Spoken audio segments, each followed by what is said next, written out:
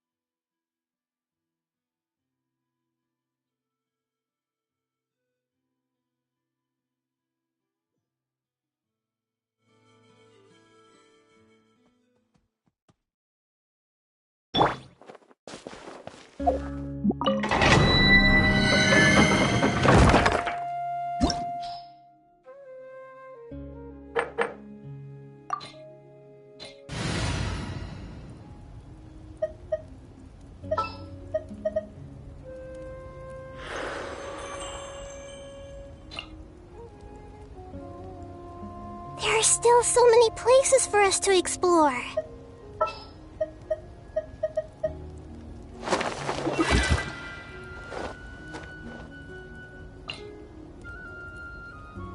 I have high hopes for this journey.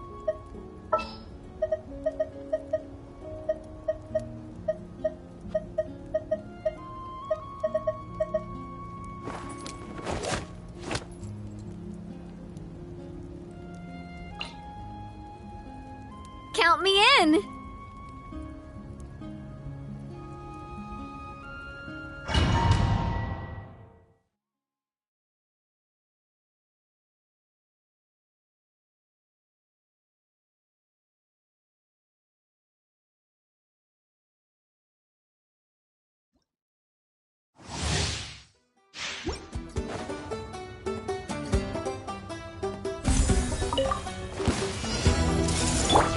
Let the world come alive! A proper send-off! From the Spino coming at ya! Hey there! Illusion shot!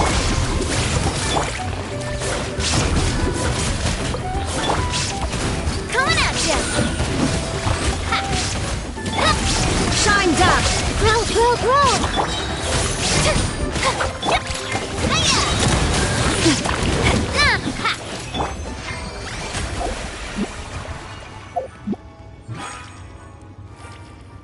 The show begins!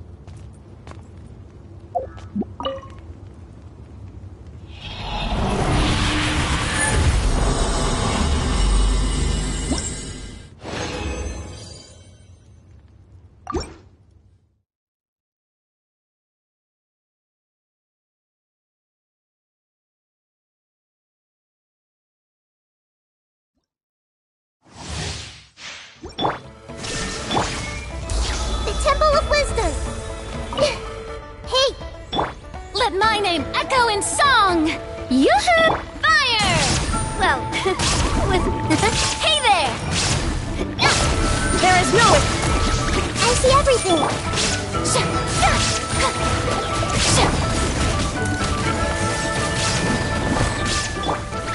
Shine down! Hiya! Watch out!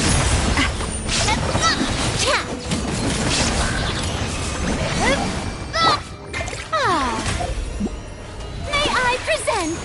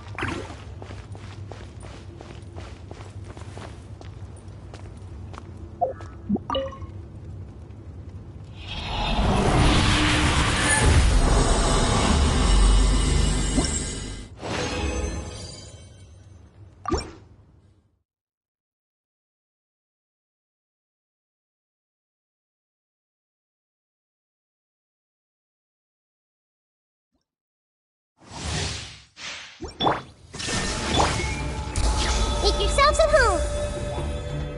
Hey! Let the world come alive! Watch out! Attack! Watch out!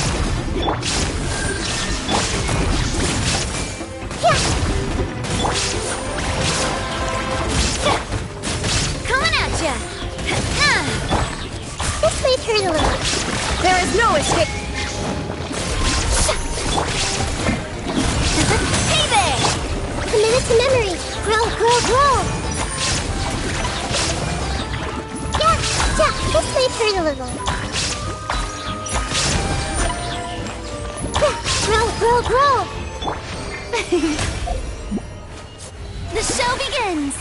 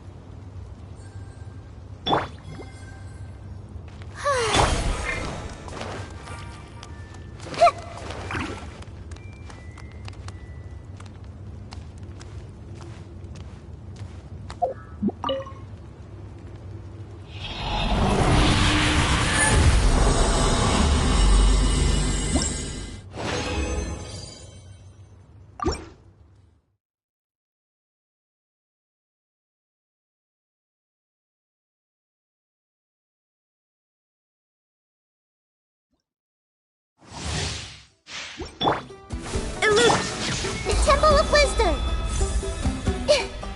Everyone hold hands. Let my name echo in song! Watch out! A proper send-off! Hey there! Shine down! I see everything. Coming at ya!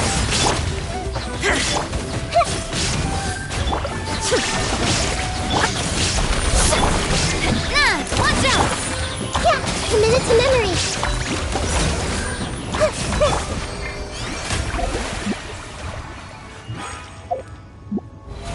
How brilliant!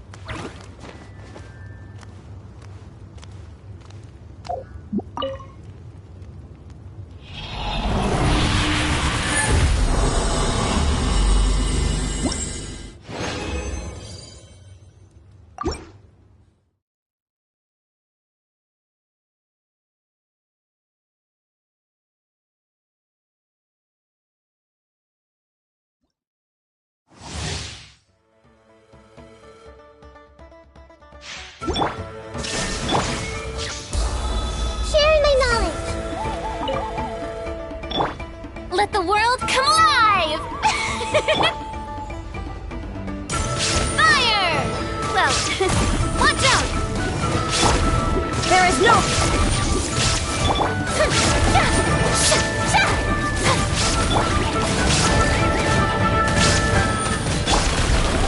Illusion Hey! Strike a pop! Hey there! Come on!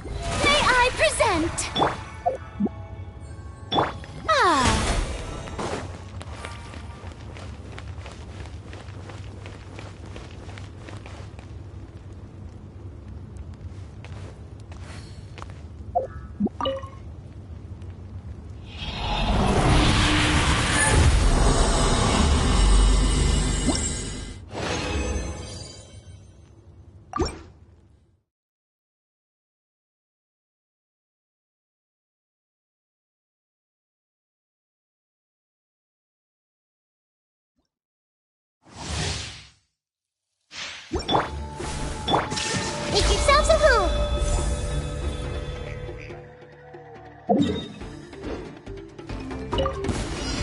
Everyone hold hands. Yoo-hoo! Time to shine. A proper send-off. Coming at ya. Watch out. Illusion. I see everything.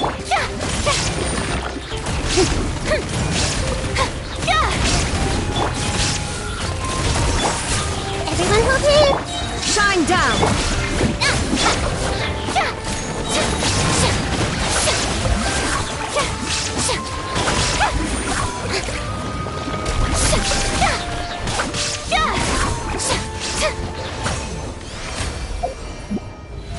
How brilliant!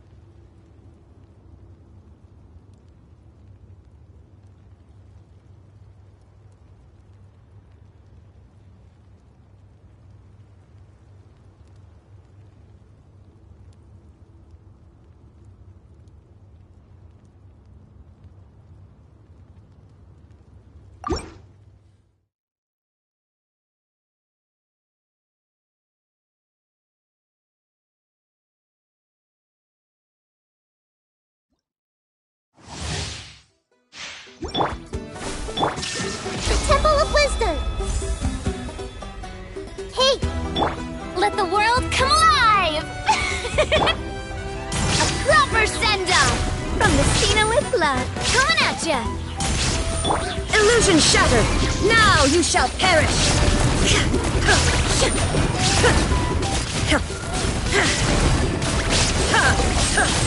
Shine down! Hey there! This may hurt a little.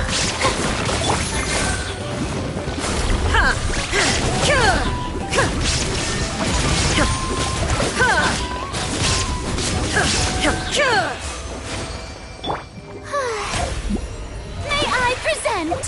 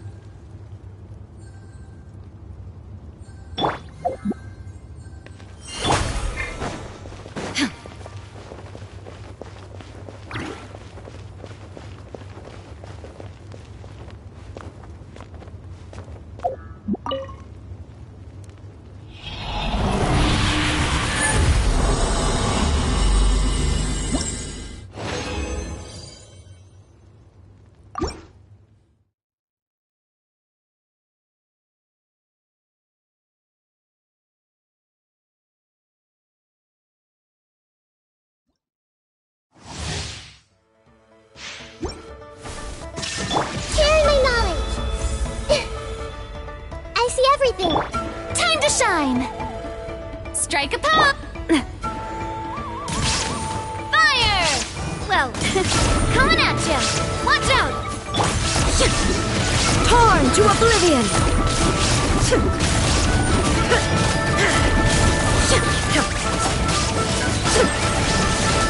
Shine down.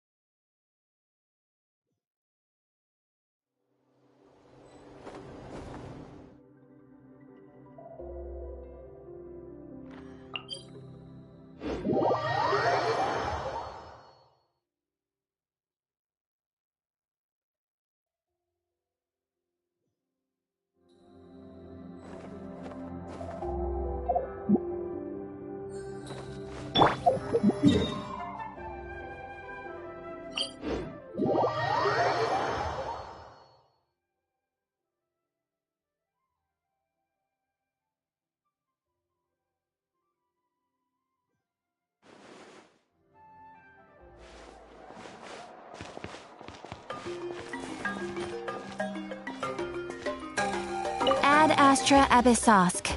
Welcome to the Adventurers Guild.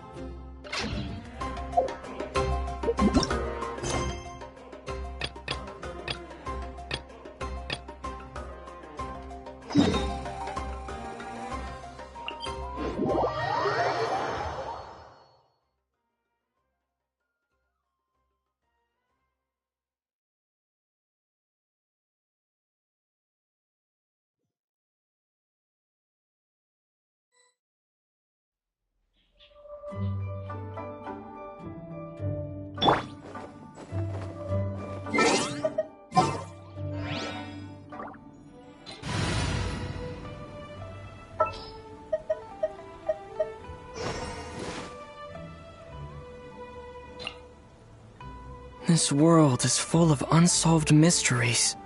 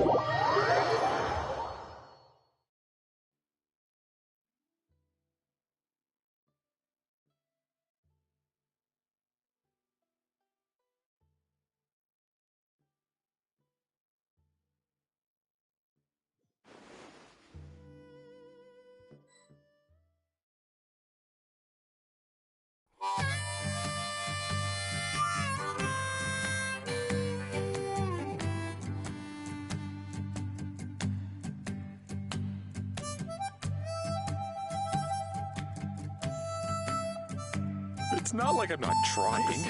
I'm giving it all I've got. Keep trying. You got this. Only I could balance the numbers. Not yet, but you will.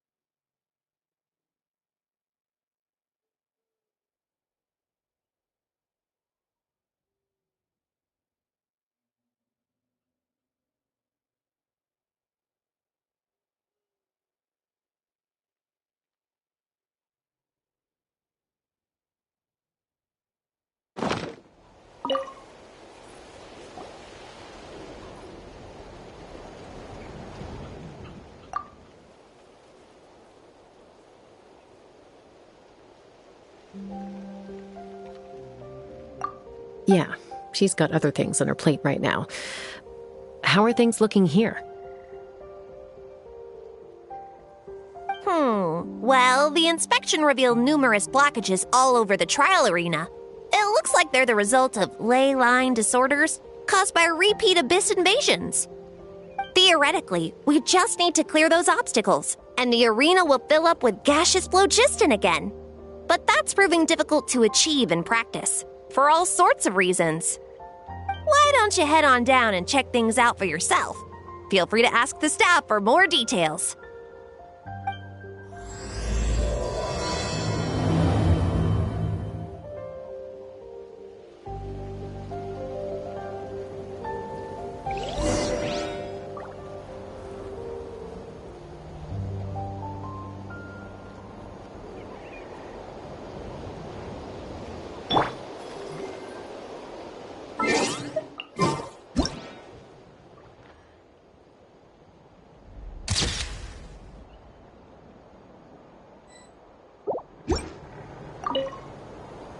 Why don't you head on down and check things out for yourself? Feel free to ask the staff for more details.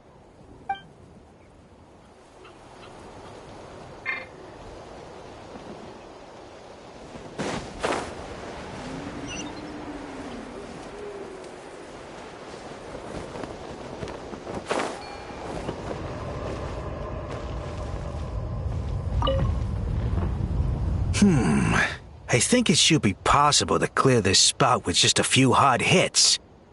But there are signs of strange life in here. Meddling with it might be dangerous.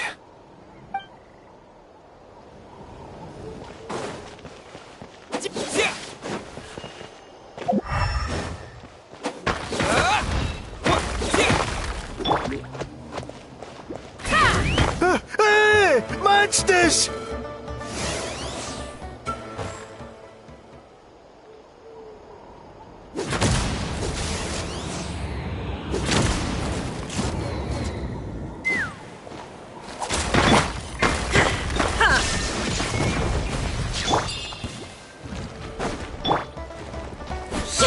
This may turn a little. Shower me with praise!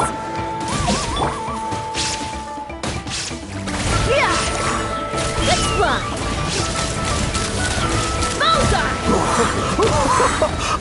I thought I was done for.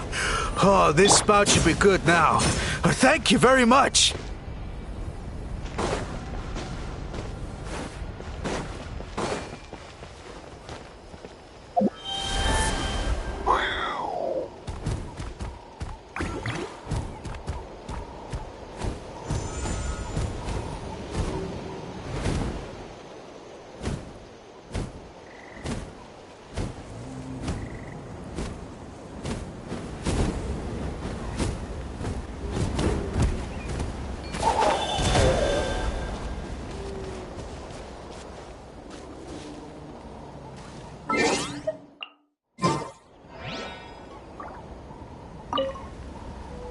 How strange. Why is there so much solid phlogiston here? Well, could be from the Children of Echoes. Maybe it got swept up here due to the ley line disturbances? And I did see those strange markings on the cliff. I can't think of a way to resolve this. Short of going all the way to the Children of Echoes to borrow it to Petlisaur.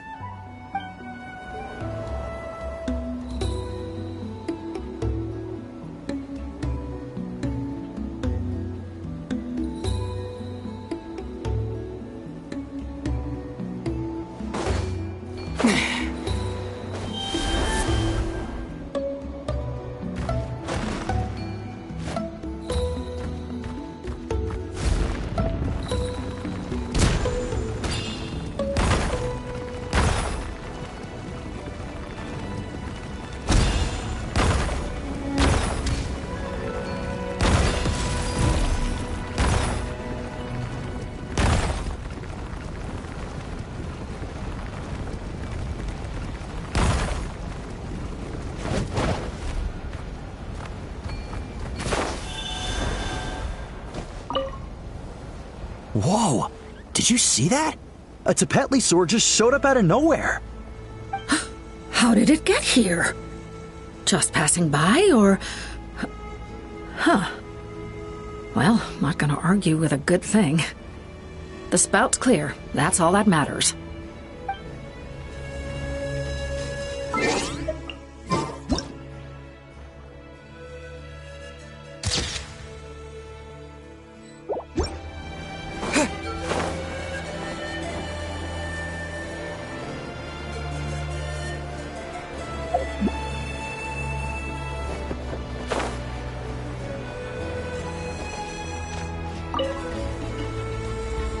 I thought I was done for. Oh, this spout should be good now. Thank you very much.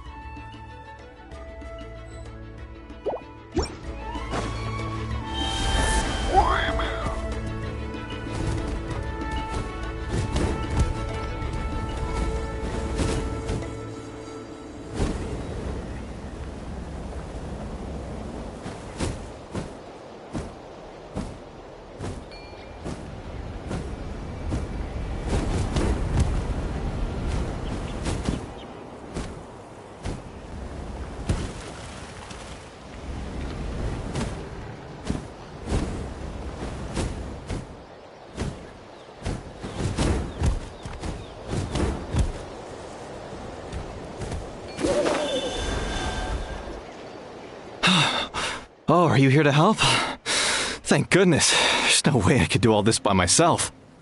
So the blockage here has to be cleared using a special bomb, but carrying explosives up that steep slope would be a recipe for disaster. If I dropped it or slipped and fell, I'd be blown to bits in an instant. So, my plan was to transport the bomb to the other side, then send it over in a hot air balloon.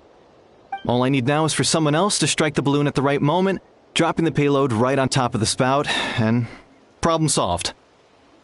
What do you think? Simple enough, right?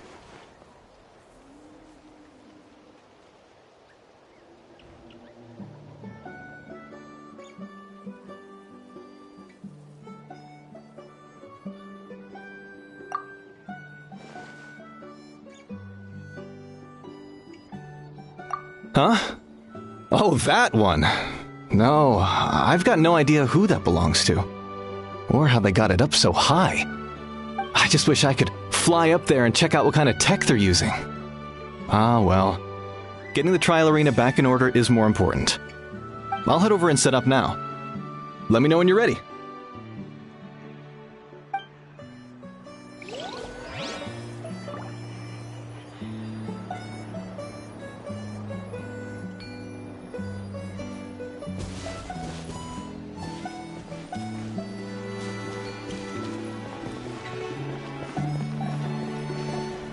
All right, get ready.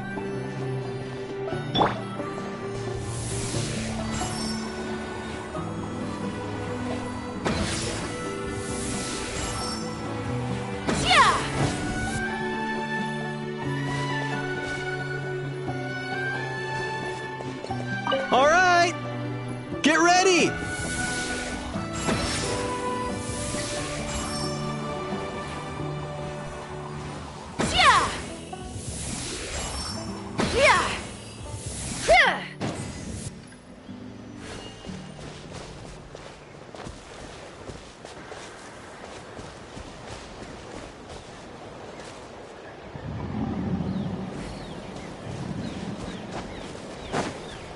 All right, get ready.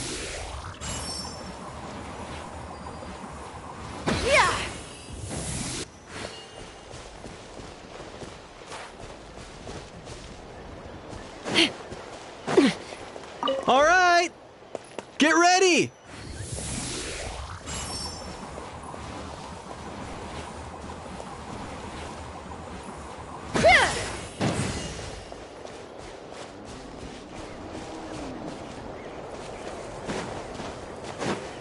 All right, get ready.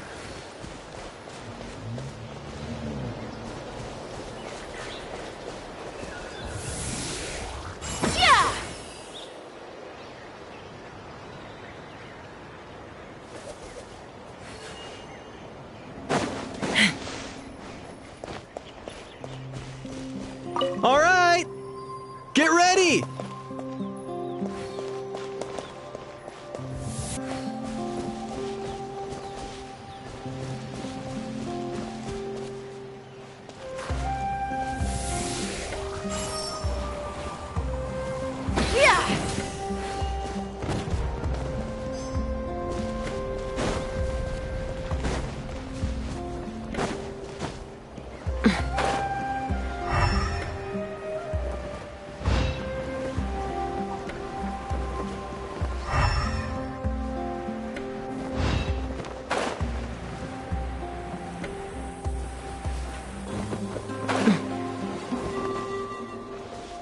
Sophia!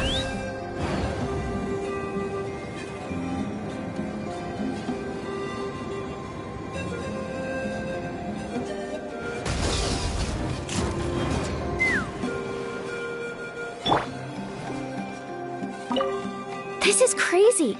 I put all of my strength into it, but it just won't break. Maybe Inkanak was right after all. If a stable structure is formed inside the solid phlogiston, I'll need to hit all the weak spots at the same time to break it. But how am I supposed to do that?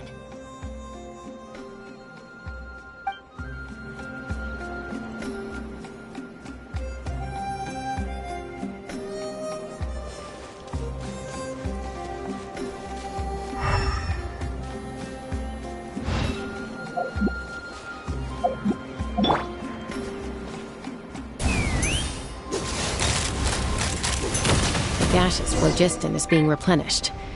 Looks like all the spouts have been unblocked. Let's head back up. Ah, so that's how you do it. Amazing!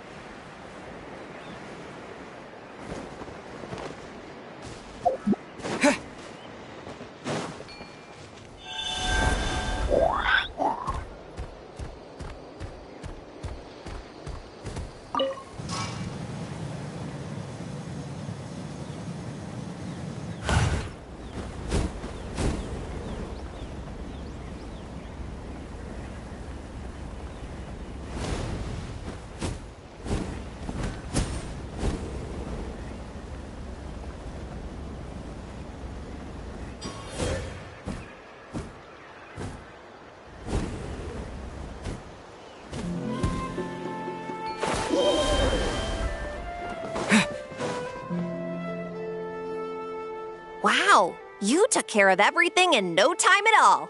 Incredible work. Now we just have to wait until the gaseous phlogiston is fully replenished. Then we can kick off the retrials. Actually, Inkanak, I'd like to do a test flight first, just to make sure we're not missing anything. Could you arrange that for me? Huh? But you only just finished getting the arena ready. There could still be other hazards we're unaware of. All the more reason to have me test it out. Think of it as another inspection. I guess you're right. With your flying skills, you won't be in any serious danger, even if there are hazards we overlooked. The conditions in this area seem a little unstable, but a test flight is the only way to catch any lingering issues. All right, I'll get things set up for you. Just let me know when you're ready.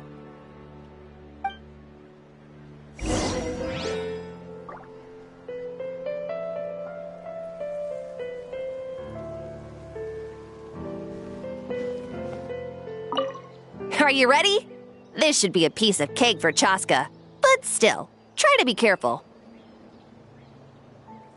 All right, then spread your wings and fly.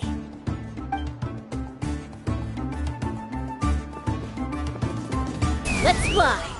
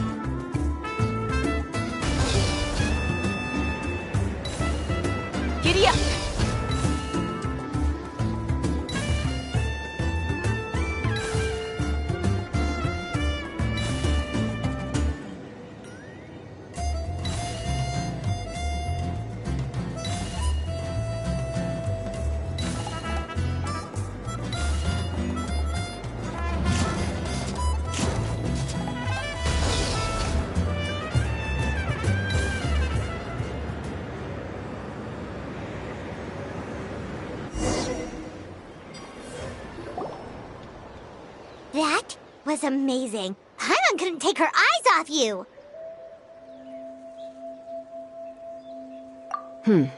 No, nothing major. Give it a few days, and we should be able to conduct the trials. Help! Help me! You're from the Flower Feather Clan, right? Please, come quick, you've got to help us! Catch your breath first. What's the situation? We got attacked by a Kukasaur. My friends are still stranded in the middle of the road with the goods we were transporting. Please, I'm begging you, save them! Huh? Are Kukusaurs really that aggressive? Do they usually attack groups of people unprovoked? Not in my experience, but there are exceptions to every rule. Let's go check it out.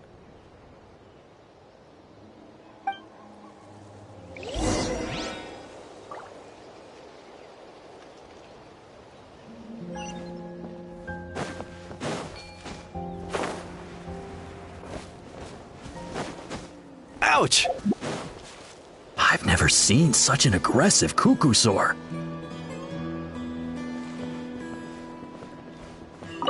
Ouch! I've never seen such an aggressive Kukusaur!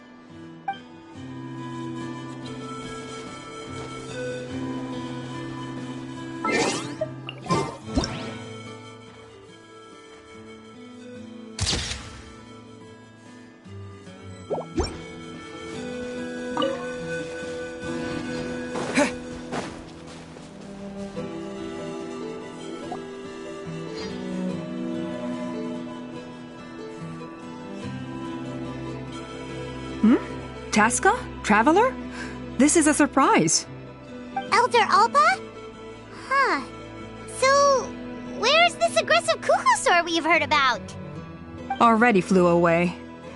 Looks like it backed off once it realized that reinforcements were coming. So why do you think it attacked these people in the first place? Was it after the food? No. These merchants are even transporting food. Ah! Thank goodness! The phlogiston wings are intact! Phlogiston wings? Thank you so much for coming to our rescue. These phlogiston wings are our most prized goods. If anything happened to them, it would ruin us. Wait a minute. Are you the merchants that were looking to collaborate with us? Wormy told me about you. Yeah, that's us. So, I take it you're Elder Ulpa? I am. You must be exhausted from your journey, not to mention shaking up from the attack. Let me bring you back to our tribe to rest. We can talk business after you've recovered. But Elder Ulpa, what about the Kukusaur attack? Well, our guests here weren't seriously injured, and their goods are intact. Perhaps that Kukusaur was just having a bad day. There are so many of them around here. You'd expect something like this every once in a while. I don't think we need to pursue it any further. More importantly, how are the preparations for the flying trials going? Is everything in order over at the arena?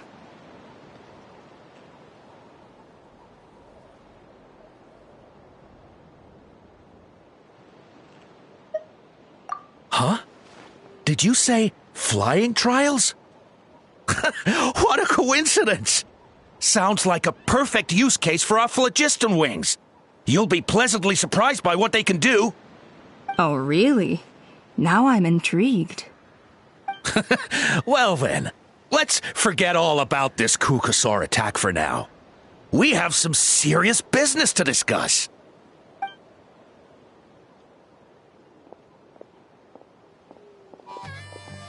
Huh?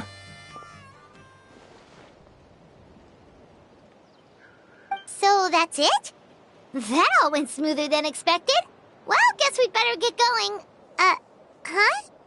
Chaska?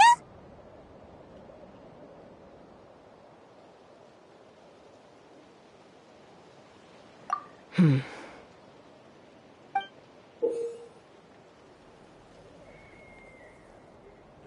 blood-stained feather.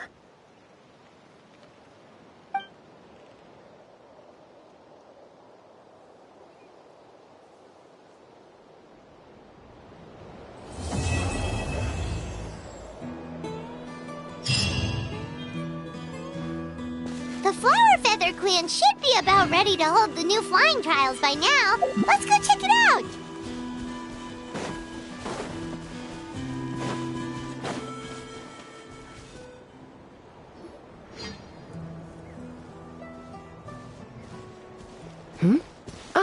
Traveler and Paimon. You came. Yep, and it looks like we made it just in time! Although, can't say the same for the Cuckoosaurs. Bit of a low turnout, huh? Yeah, you'll see why soon enough. All right, get ready. 3, 2, 1, fly! Whoa! We're really flying! I feel light as a feather. I'm flying without a Cuckoosaur. These phlogiston wings are awesome! What's going on? Paimon can barely believe her eyes. How did they fly all on their own?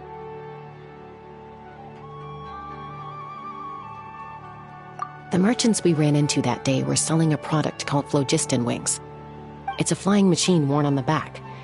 To operate it, you just use a handheld trackball that controls the flow of gaseous phlogiston. That's incredible! Yeah. If Natlan mass adopted this technology, it would revolutionize our mobility and responsiveness in times of crisis. Just think of the countless tragedies that could be averted.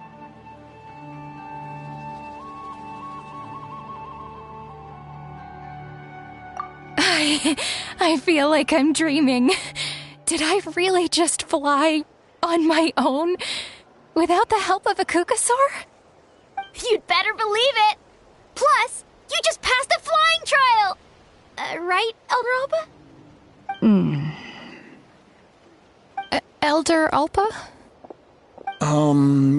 Should this really count as a pass? If we did the trial using phlogiston wings? Why not? The scoring rubric is about flying performance. It doesn't specifically say you have to ride a Cuckoosaur, does it? Yeah, maybe, but... I mean, even Chaska had to ride a Cuckoosaur in a trial, right? And the whole point of the trial is to test both your flying technique and your ability to work with a Saurian companion. Well, if we can fly by ourselves, maybe we don't need to test the ladder anymore.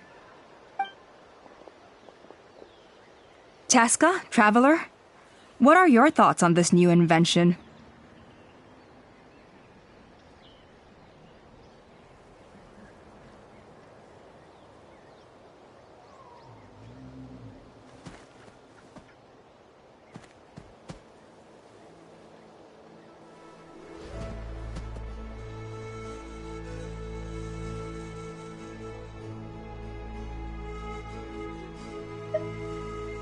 Right? That's what I think, too. I agree that they have strategic value, but I don't think it makes any sense to evaluate candidates by the current testing standards if they're using phlogiston wings. Why? Shunan finally mustered the courage to go through with this, and now you're saying it doesn't count? We don't have any experience using these wings in battle, nor is it immediately obvious how to incorporate them into the existing systems in our tribe. Taking a longer-term perspective, I think we need to start by getting thoroughly acquainted with how these things work. Then we can develop a new trial format with new assessment criteria, tailored to candidates using the phlogiston wings. You all raise valid points. But Chaska, while your proposal sounds perfectly reasonable, it would probably take years to put it into practice. We lost so many people in that war. These phlogiston wings could be exactly what we need to strengthen our forces and boost morale in this trying time. And as for real-world battle experience, there will be plenty of opportunities to gain that. I have high hopes for you, Junon. Huh? Hey, stop staring into space! Say thank you! Thank you. Thank you, Elder Alpa.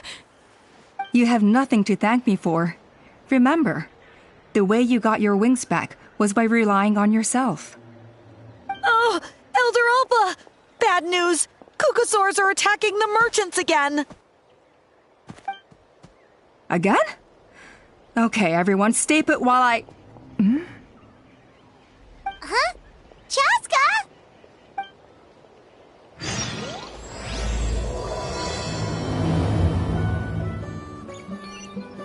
Why did Chaska rush off like that?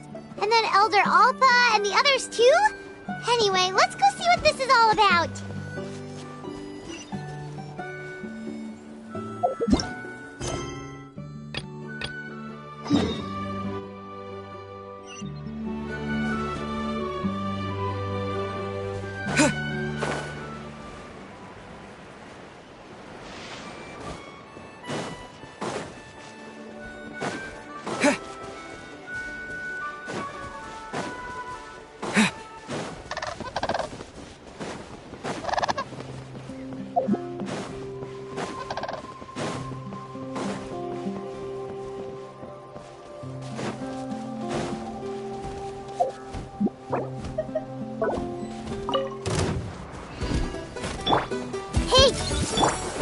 Illusion shot!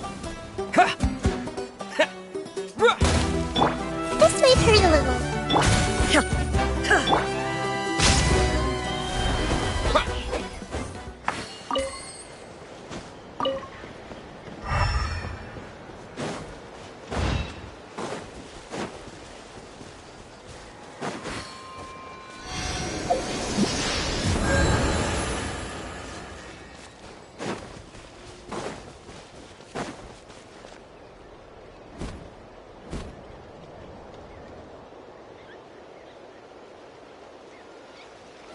Oh, it's back!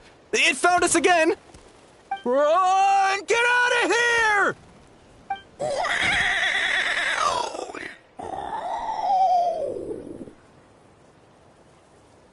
Curses! She's really riled up this time. Hey! Stop running! We'll never outrun a creature with wings! Get back here and let's fight!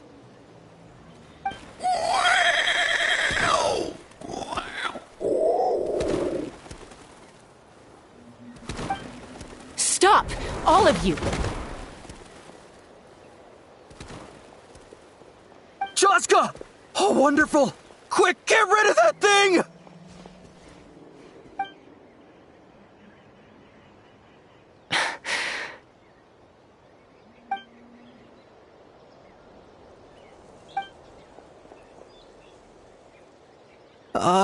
What's going on? Why isn't she doing anything? So it really is you. Sister. Wait, sister? That Kukusaur is Chaska's sister?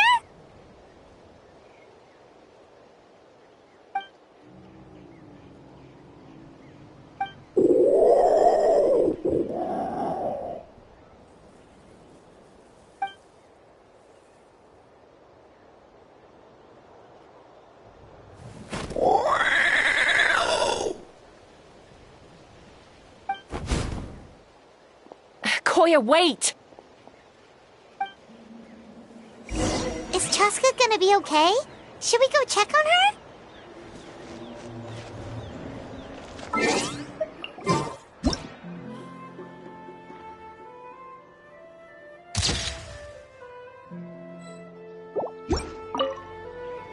Is everyone all right?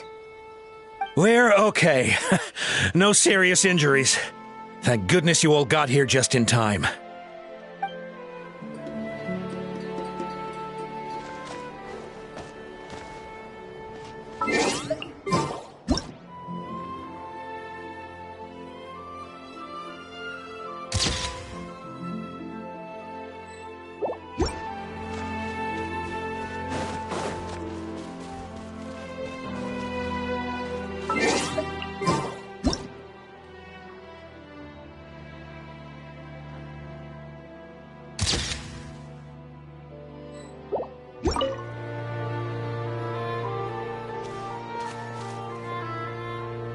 Chaska, are you okay? I'm fine. Sorry for making you worry.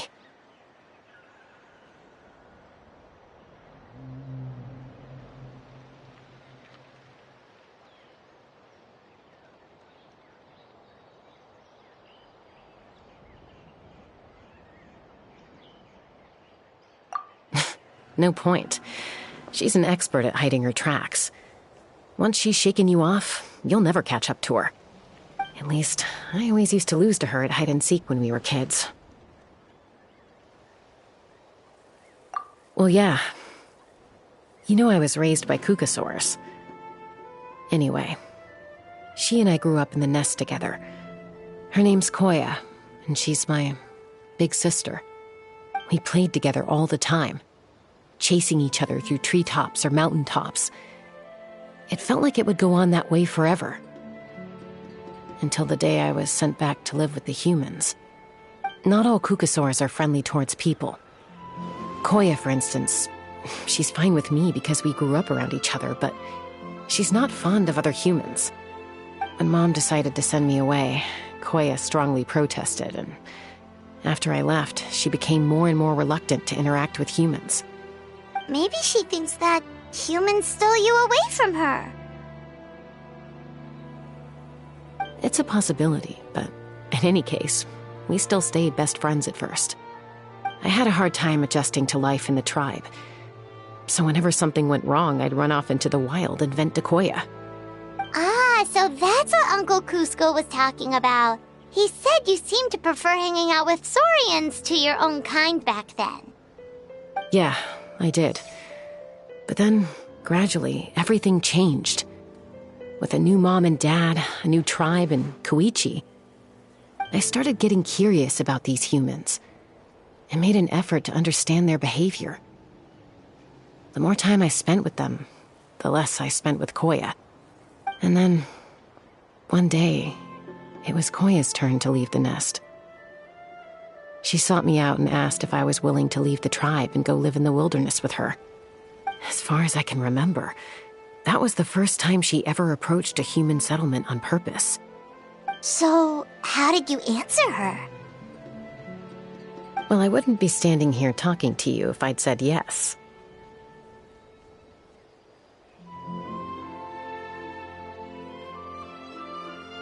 No, I was torn. On the one hand, I'd already made up my mind to embrace my new family and accept my human identity. But I also knew that Koya wasn't a fan of humans, and I didn't want to disappoint her. She took my hesitation as an answer. She saw it as a personal betrayal, threw a huge fit, and then flew off. We hadn't seen each other since, well, until today. Not for a lack of trying, though. I tried asking Mom where Koya's new nest was so I could talk things out with her. But Koya had already asked Mom not to tell me where she'd moved to. It must be hard for Mom, being stuck between her two daughters. So I didn't press the issue. And I didn't go looking for her.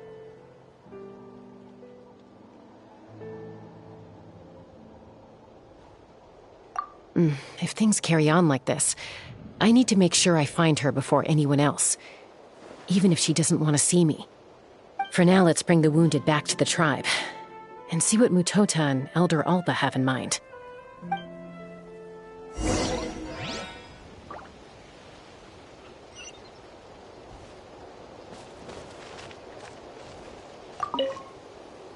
What was wrong with that Kukusaur? Why was it so aggressive? If we just let it escape back into the wild, who's to say it won't attack again?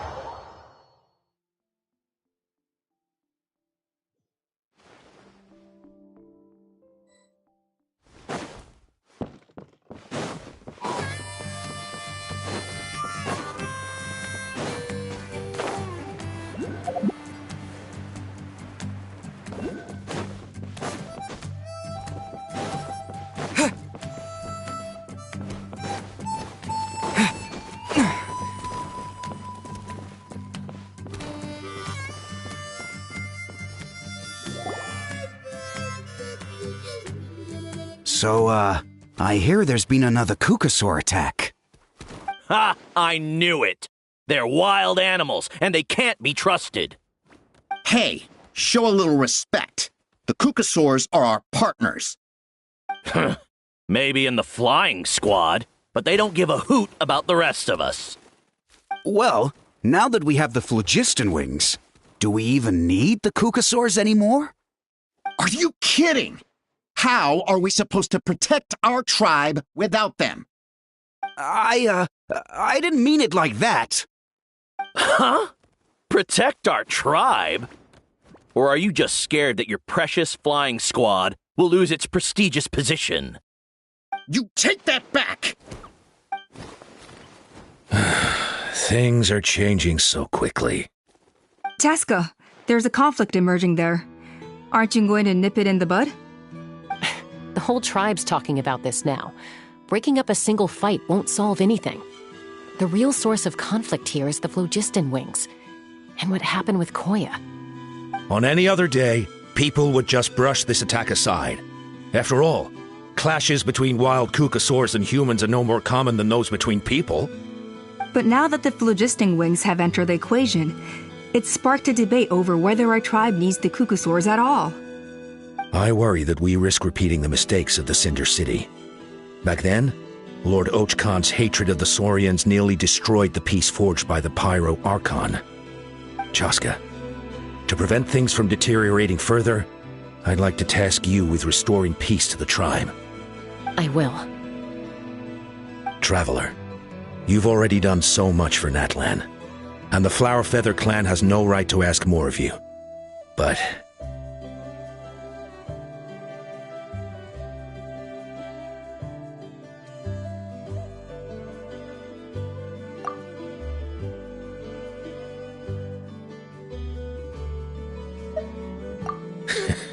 looks like I was making a mountain out of a molehill. And don't forget about Paimon. Just leave this to us. This whole situation has unfolded so quickly that it's put us on a back foot. To tell the truth, it makes me a little suspicious. You think someone might have orchestrated all this? It's possible. Leave it with me. I'll look into it. Also, Chaska, could you try to keep a low profile while you're out there digging around? We don't want to give our hand away. I'll do my best.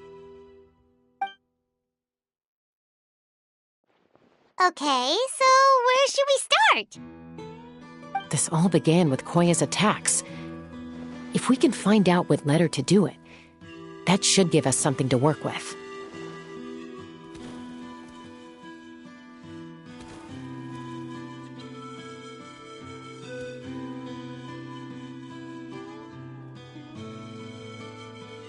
Unlikely. Given how she reacted when I showed up, I don't think she's forgiven me. If you want to resolve a conflict through dialogue, sometimes you need a third-party facilitator. Let's go see my mom.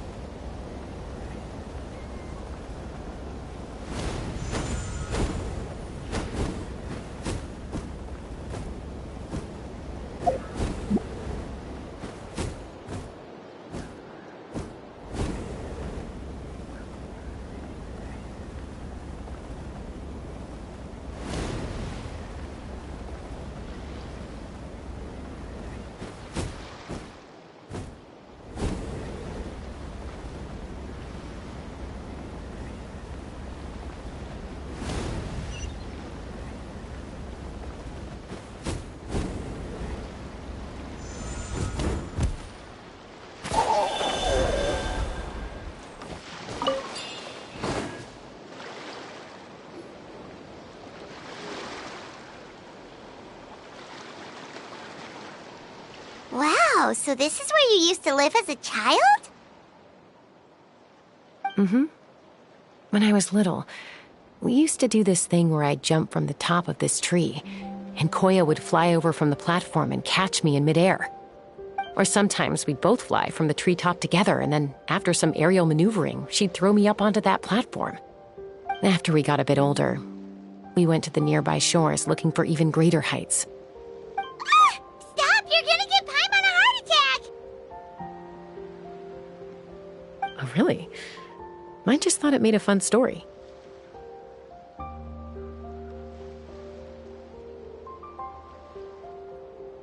Then I'll share more with you when there's time. Anyway, back to the matter at hand.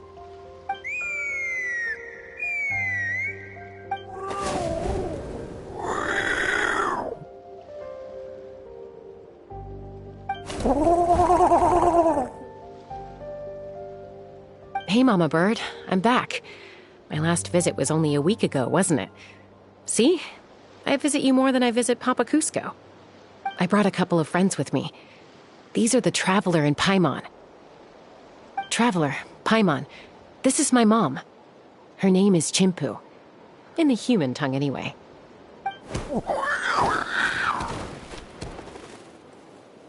Hi!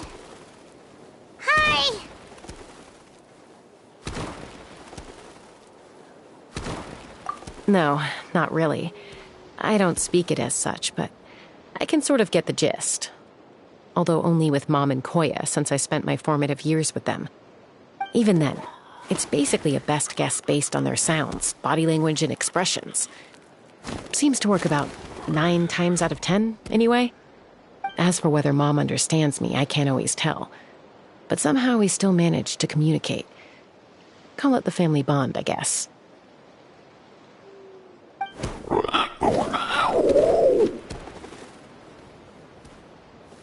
Don't worry. I'm doing well, but I think Koya might be in some trouble.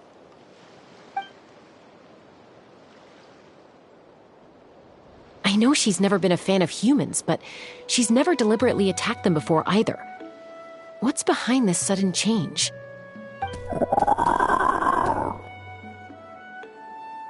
Does, Auntie Chimpu know anything? Doesn't look like it. Koya hasn't visited her in a long time. Then, could you please tell me where she's living nowadays? I really need to talk to her. If this animosity between her and the tribe continues, then the next time there's an incident, I don't know if I'll make it there in time.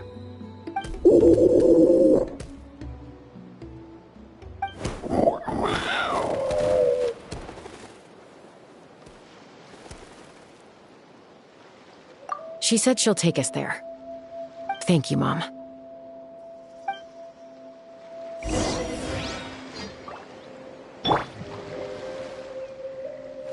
How brilliant!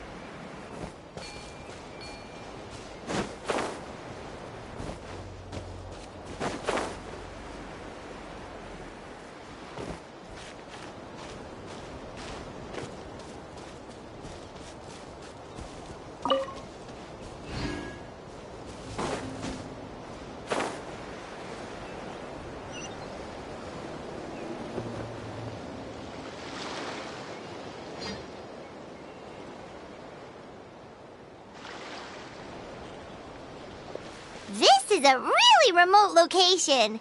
Guess she was trying to get as far away from humans as possible.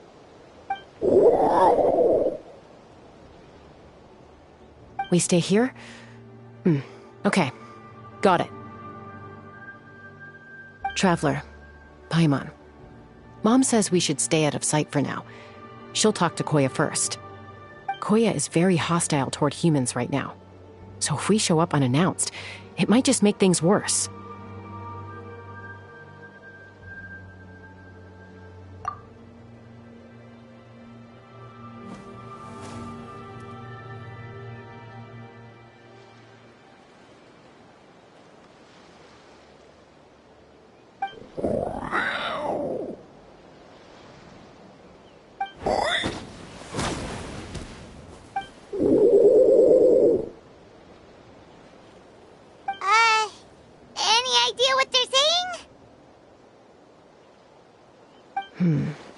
Sounds like things are more complicated than I imagined.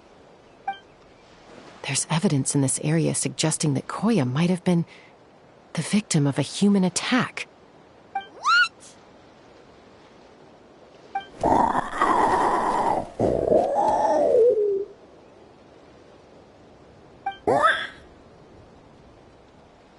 No! It's Chime, Koya's child. The attackers kidnapped her. They came over the sea, under the cover of night, and they took Chime. What the heck? Who would do such a thing? I searched day and night, and finally found them.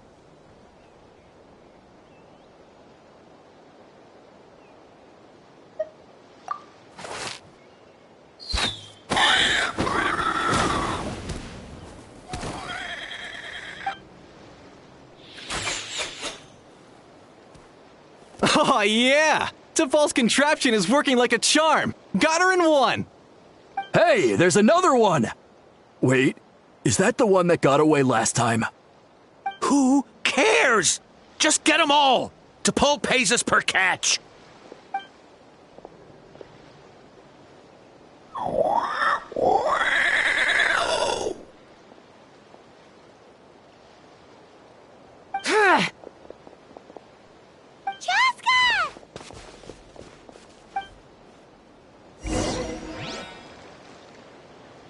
Joska?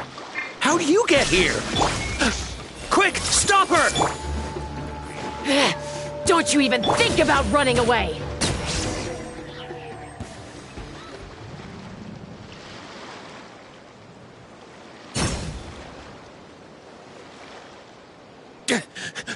Don't come any closer, or I'll... Go, Phlogiston Wings! Take me out of here! Uh-oh, looks like it malfunctioned! This is bad. Mom and Koya are already injured. And if that thing explodes right next to them... Help! Elemental energy suppresses it! Please, someone! Get back!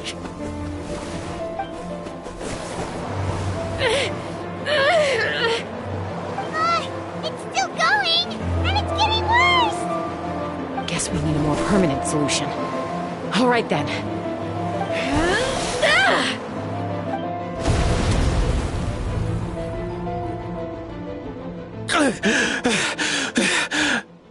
That was too close. I thought I was gonna die.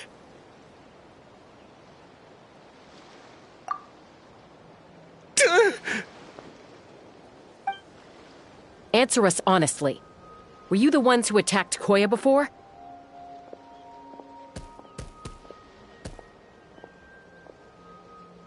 I am... No, it was...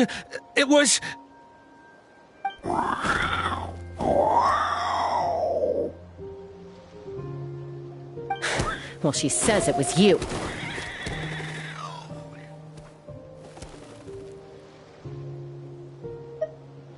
Just tell me, who sent you here? It was T'Pol. He told us to catch all the wild Kukasaurs we can find.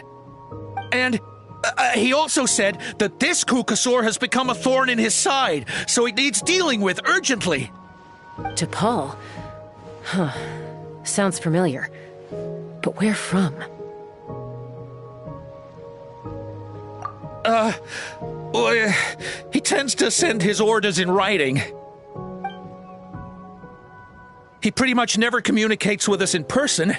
When he does, he wears a mask to hide his face. And whenever we trade Kukasaurs for phlogiston wings, we deal with his henchmen. So you didn't even make those wings?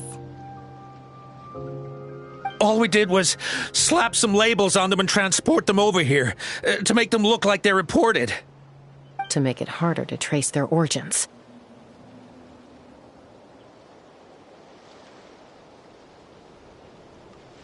I don't know, honest! Well, that's mighty convenient, huh? What about if I held a gun to your head?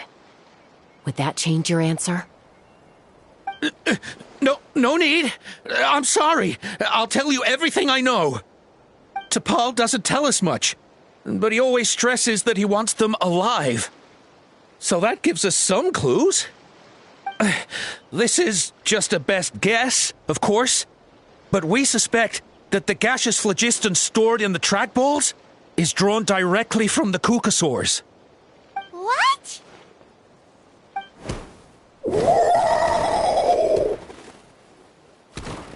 Easy now. You're still injured. Hey, keep talking. Yes, ma'am. So, the gaseous phlogiston has to be highly refined in order to power the phlogiston wings. The slightest imperfection can have disastrous consequences, as you just witnessed. But the Kukasaurs have a natural ability to process gaseous phlogiston. So, if you use them as an intermediary, then...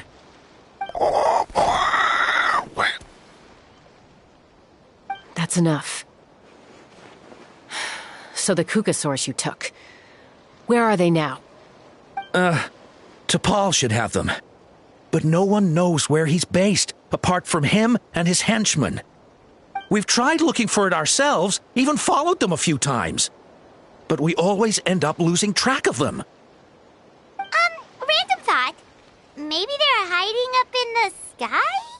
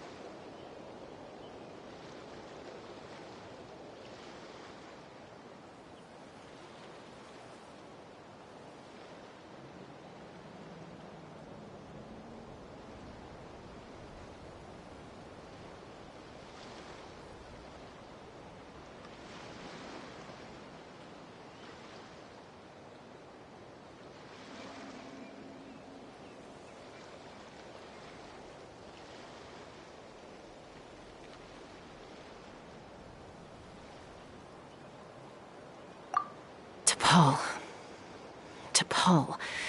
I'm sure I've heard that name. Maybe it was... Jaska, Traveler!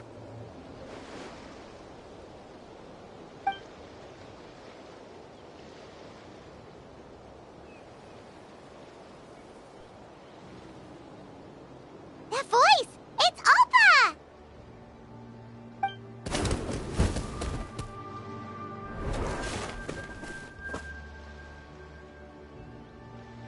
Elder Alpa? What brings you all the way out here? Well, I was patrolling nearby when I heard the sound of an explosion. What's going on?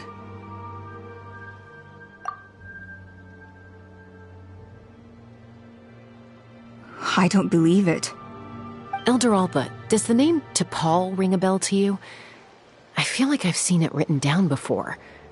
Maybe in a list of candidates for the flying trials? Huh? So he's a member of your tribe then? No. If he was a member of the Flower Feather Clan, I'd definitely know him.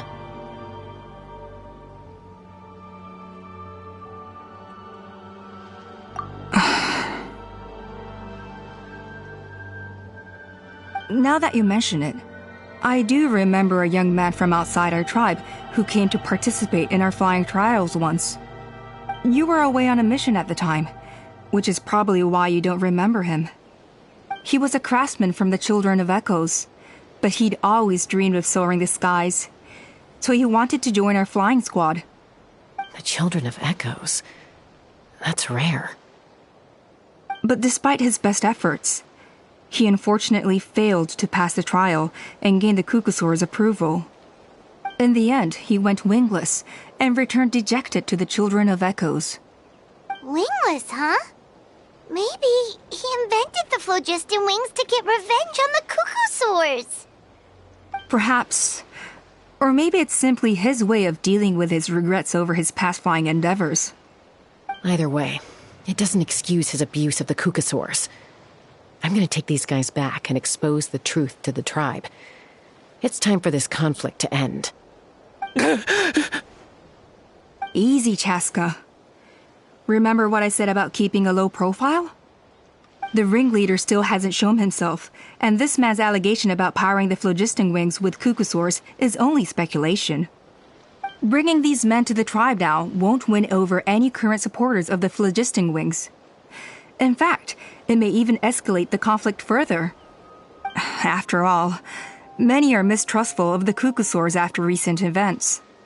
Is that why T'Pol waited until now to try to capture my sister? I don't know. I mean, he did tell us to spread negative rumors about the Kukusaurs and slip some Mora to anyone opposed to them, but... But Koya only attacked humans because they stole her child! Nevertheless, we will be hard-pressed to change people's minds while emotions are running high. Unless we have irrefutable evidence. Bravo! My thoughts exactly. In the meantime, leave these men with me. I'll escort them back to the tribe. I'll take the other members of their crew into custody too. They won't get another chance to stir up trouble. Fair enough. I guess finding T'Pol is going to be the key to resolving this conflict. Let's hope the Children of Echoes have some info on him.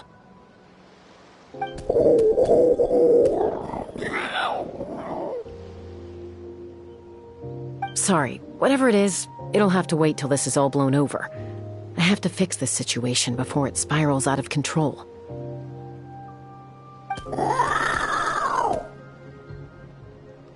Mom, Sis, rest up and get well soon. I gotta fly.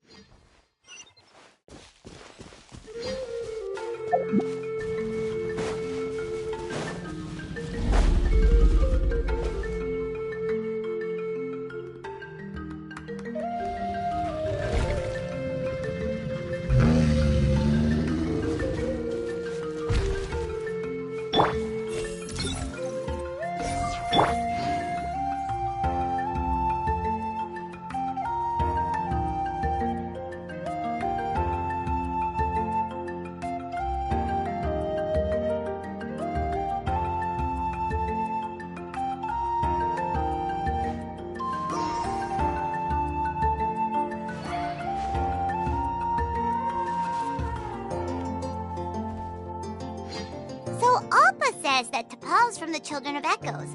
But how do we track him down? Just ask around until we find him? Let's start by talking to someone we know. It'll be faster that way. At this time and place, I'll bet the easiest person to find is... Wakey, wakey, Shilonen! Oh, it's you. Okay, give me a second. I'll come down.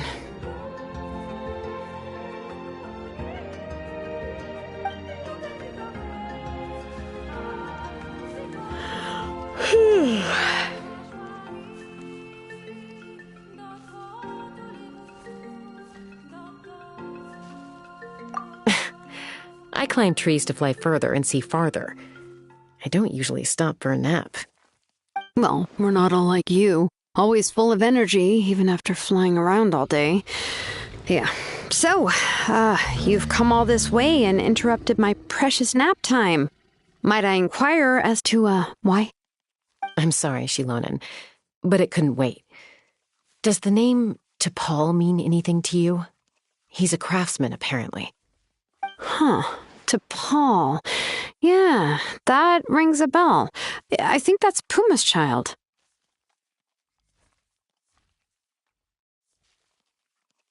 Nope, I'm afraid you're a few years too late. Why are you looking for him?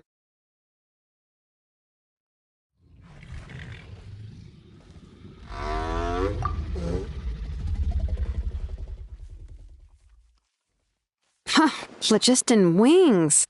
Wow, okay. The kid actually pulled it off. Well, looks like, no more rest for me today. Pulled it off? You mean he's tried making something like this before? Yeah, he started trying to build a flying machine right after he got back from the Flower Feather clan. So right after he went wingless, then. Was this flying machine anything like the gun you made me? You mean your gun that's harder to tame than the proudest Kukasaur? No, he wanted to build something that allows anyone to fly freely, even if they're not naturally gifted. But he never got very far back then, though. Blew up his workshop a few times and barely made it out alive. I never really kept up with him after that.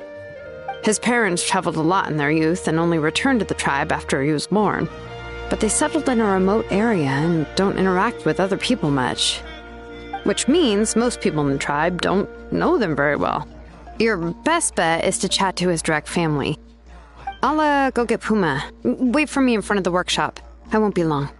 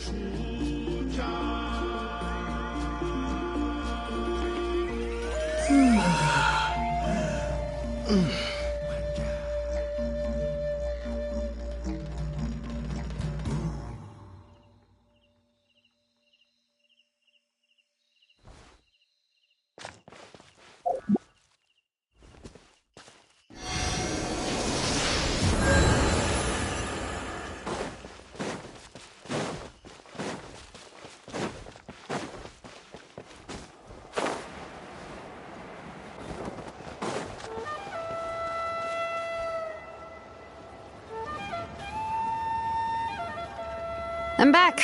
Allow me to introduce T'Pol's mother, Puma. Hello, we're... Oh, save the pleasantries. I don't want to spend any longer talking about that boy than I have to. Huh?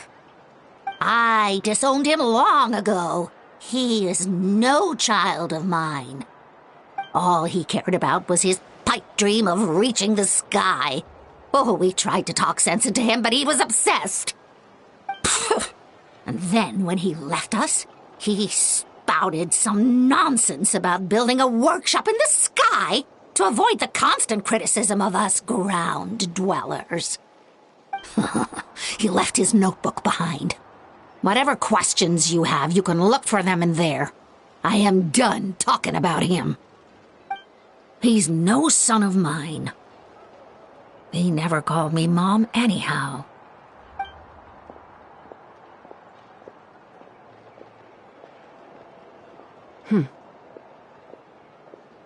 Wow, they've really fallen out. Paimon sure wasn't expecting that. Her husband, T'Pol's father, he passed away recently, and T'Pol didn't even bother to show his face at the funeral. If you ask me, that was probably the final straw for Puma. I'll go keep her company. If there's anything else you need, just come and find me. Thank you.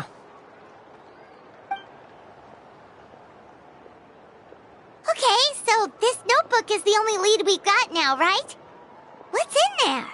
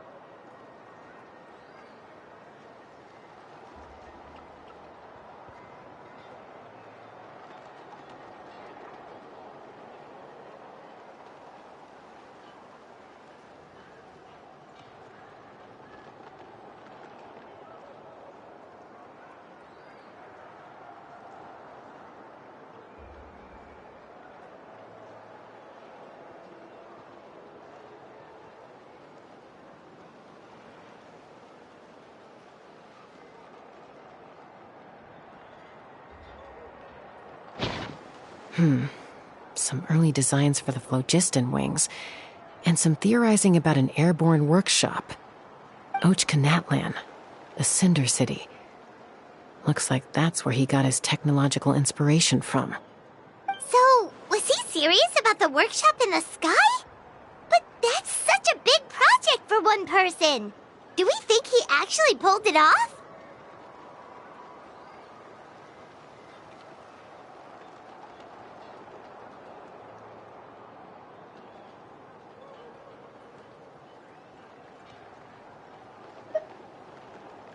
Oh, yes! The one from the trial arena that was super high up! That balloon has been there for a while, and everyone's been wondering how it got up there, but what if that's the wrong question? What if it started off even higher up, above the clouds and out of view, and it only descended to its current height due to some kind of malfunction?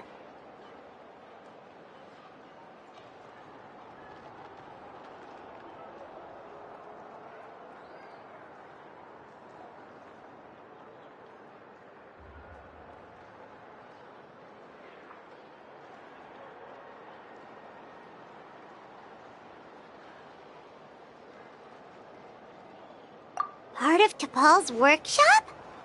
Seems likely. If T'Pol's base had been hiding above the clouds this whole time, that would definitely explain why Isidore couldn't find it. I totally called it! But how do we get up there? Jaska, can you even fly that high? By myself? Possibly. But with a passenger, no chance. I doubt even phlogiston wings could take you up that high. At least, not without that relic T'Pol mentioned in his notebook. Yeah, and he's probably holding on to it. We'll have to find another way.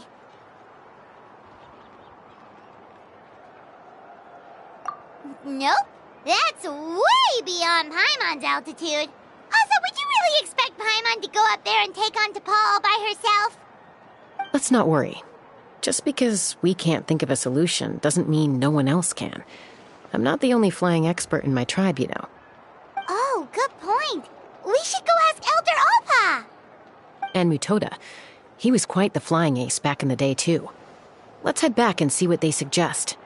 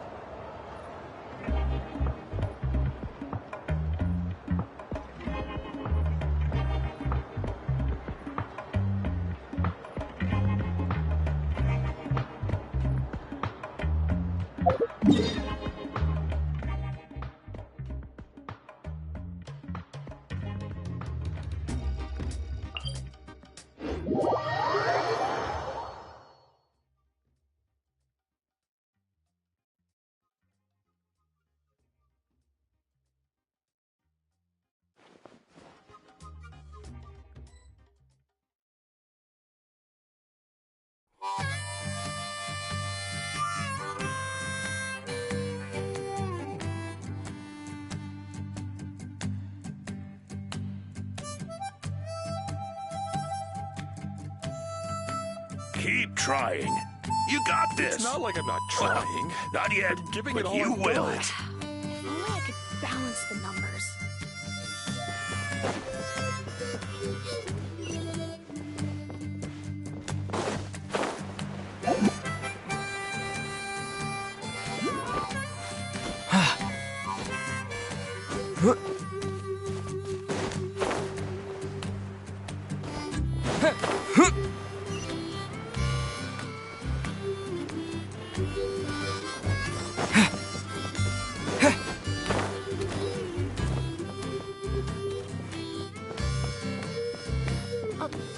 Although I get where you're coming from, I'll never make it. Mouthing the Kukusaur's going a step too far.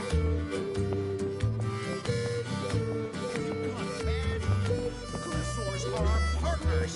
Why do you always take off that way?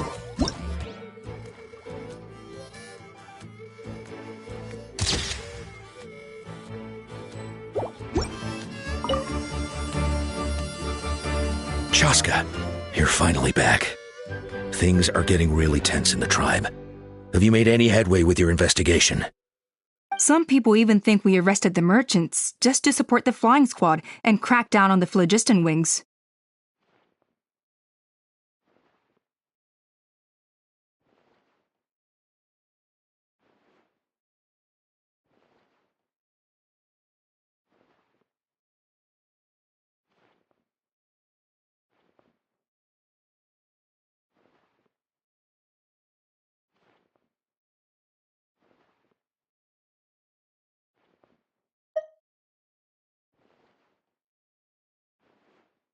We found some promising leads, but there's a major obstacle standing between us and the irrefutable evidence we need.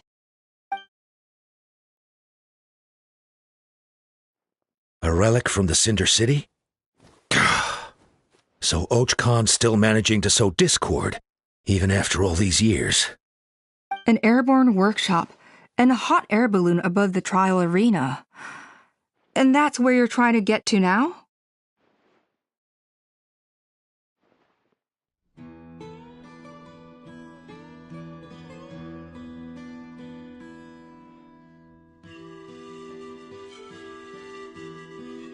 Neither phlogiston wings nor a Kukusaur can take you that high up. Do you really think that's where T'Pol is hiding? You know what? There might just be a way. Really? Do you still remember those spouts in the arena? When they were all blocked, the gaseous phlogiston was trapped and unable to flow. But now, it's flowing freely. If we were to block them up again... You mean all of them except the one at the very top of the arena? To build up the pressure there? Precisely. With all the gaseous phlogiston flowing through one spout, it would create a high-pressure wind current. And then we just ride it up into the sky! Yes, it has its risks, but with Chaska's abilities, I think she could manage it. It's an extremely risky approach, but I agree that it's feasible. If you want to give it a try, check with Inkanak at the trial grounds. She can explain how to block the spouts. Chaska, if anyone has a hope of seizing this evidence from the high heavens, it is you.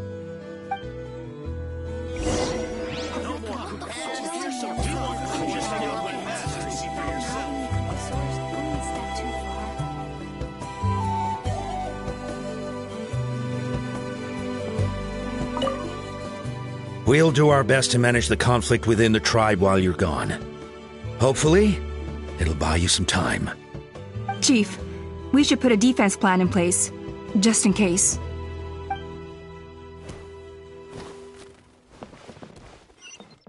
No more Kukusaurs. We want...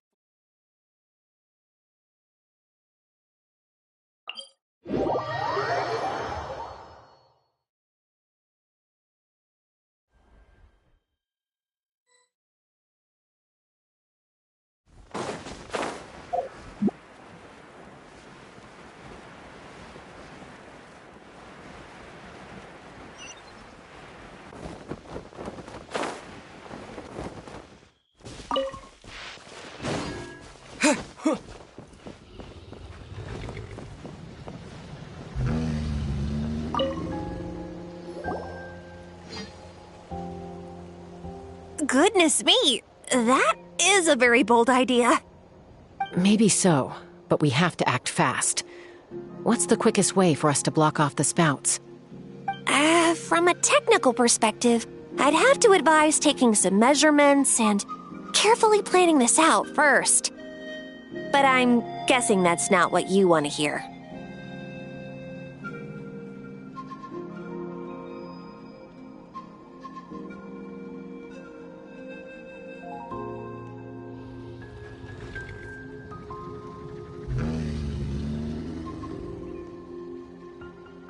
Then we'll have to take the rough and ready approach. See the solid phlogiston over there? Our prior inspections revealed that some kind of stable structure has formed inside, making it highly damage resistant. It's not without its weak points, but unless they're all struck at the same time, the structural integrity won't be threatened. So, what happens if we do strike them all at once?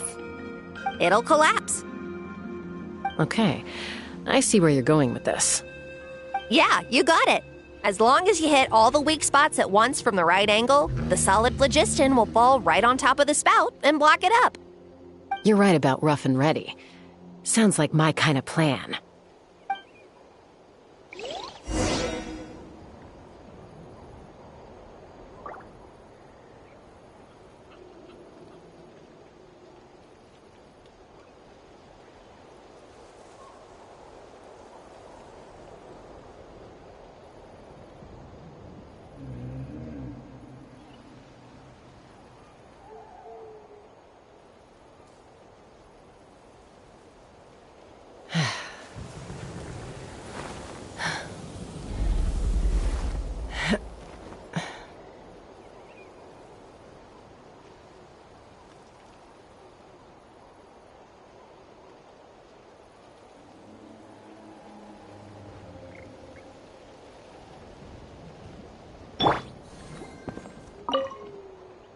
As long as you hit all the weak spots at once from the right angle, the solid phlogiston will fall right on top of the spout and block it up.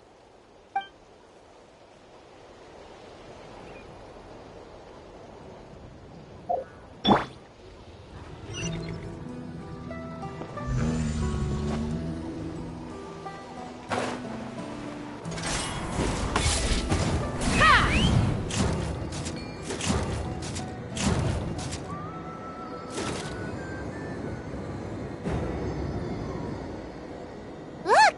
There's a chunk of solid phlogiston right over that spout!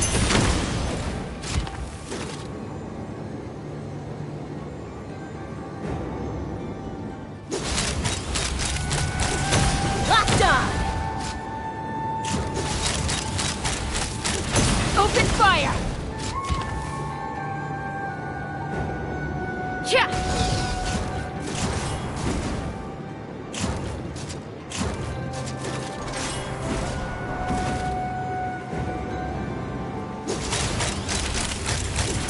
Open fire!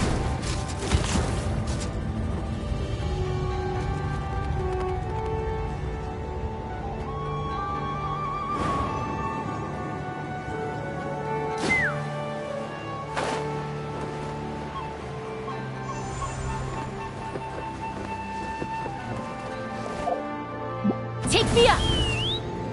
Yeah!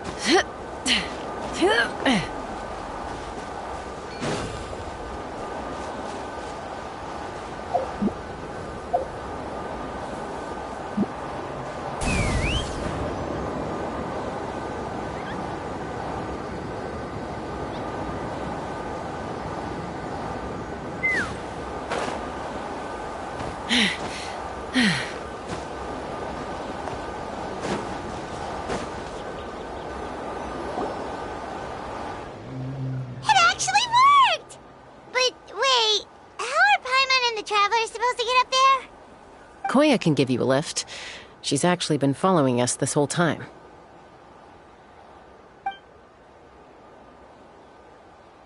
Wow, Paimon didn't notice at all.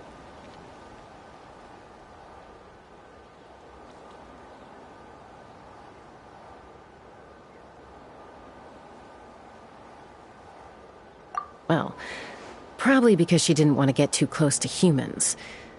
Or maybe just me. But right now, we need her power.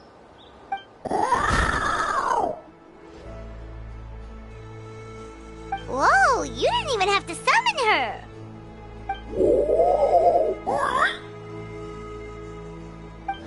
Yes, up there. That's probably where Chime is. Alright, let's go have a little talk with this T'Pol.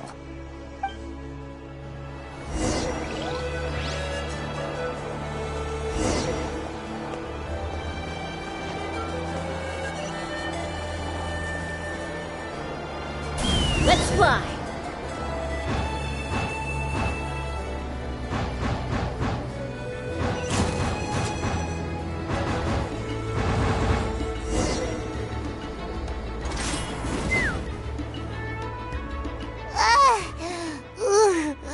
Haven't ever flown that fast before. She feels so ready to throw up. Aha. Just as I thought. It might look like a regular hot air balloon from the outside, but up close, it's clearly been heavily remodeled. And sure enough, it only descended below the cloud line because the custom-built machinery malfunctioned. I should be able to figure it out with T'Pol's notebook. Thankfully, I know a little DIY from fixing up my guns when they're having issues. That should just about do it. Now all it needs is a nice hard kick. Maybe that works on your guns, but, huh? We're really moving!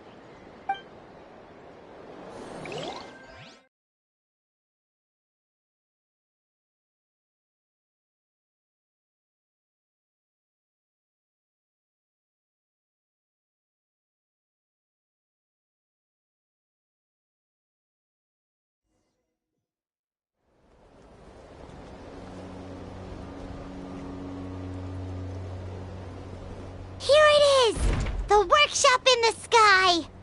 Oh, you gotta see it to believe it. Makes you wonder why T'Pol even bothers with phlogiston wings when he has tech like this. Well, according to the notebook, the platform beneath us runs on components from the Cinder City. Those can't be mass-produced.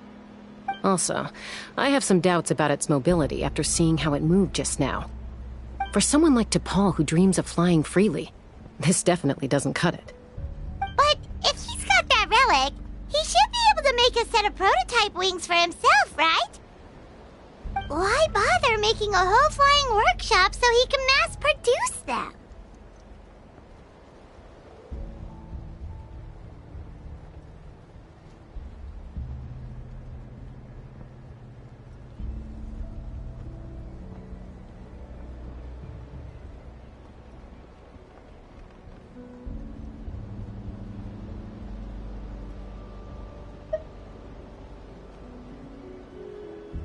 But this doesn't add up. If he's already achieved the power of flight, then he must have bigger dreams we don't know about. But what? With any luck, we'll find the answers in his workshop.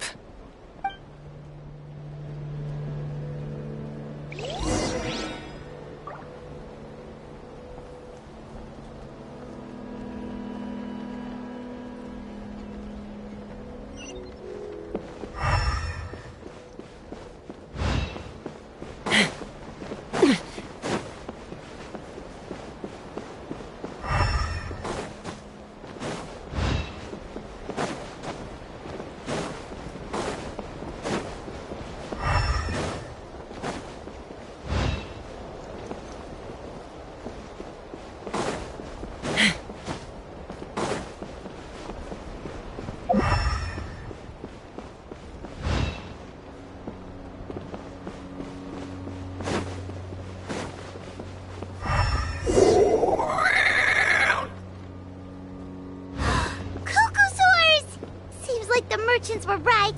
T'Pol's using them for his own ends. I'll bet that mechanism on top of the cage opens the door. Let me give it a try.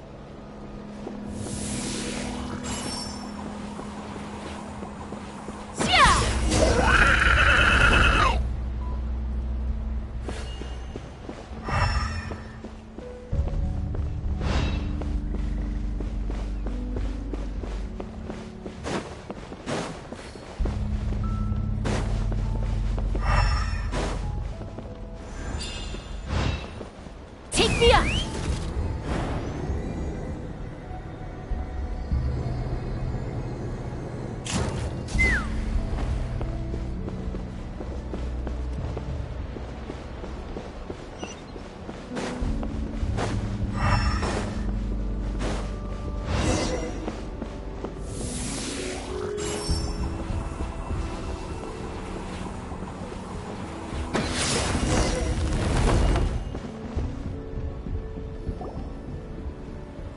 Why won't it fly away like the others?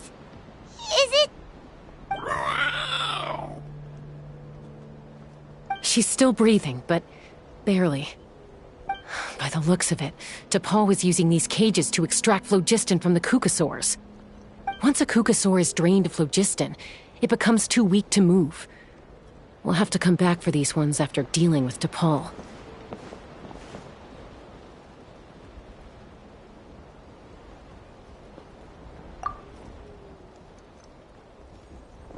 Let me see. Looks like a record of his phlogiston research. Log number 330. With the support of... I was finally able to launch the airborne workshop. Even though it relies on the relic for 80% of its power supply, I've at least taken the first step. Log number 348. Research on the relic is progressing well. I should be able to replicate the technology and scale up production very soon. Has proposed a name for this groundbreaking invention: the phlogiston wings. I think I'm getting close. Soon I will achieve my dreams.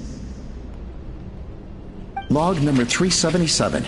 Encountered some issues with the new smaller model phlogiston wings. The gaseous phlogiston showed some volatility during the refinement process. Thinks we should proceed at a more cautious pace with the refinement experiments. But after so many past failures, I have to prove that I will succeed this time. Log number 114. Ran an experiment using Kukasaurs to refine gaseous phlogiston. It was a success. Log number 117. I've started recruiting merchants and hunters to capture wild Kukasaurs. Log number 121. Major breakthrough in the efficiency of phlogiston yield. Huh? So many parts have been crossed out!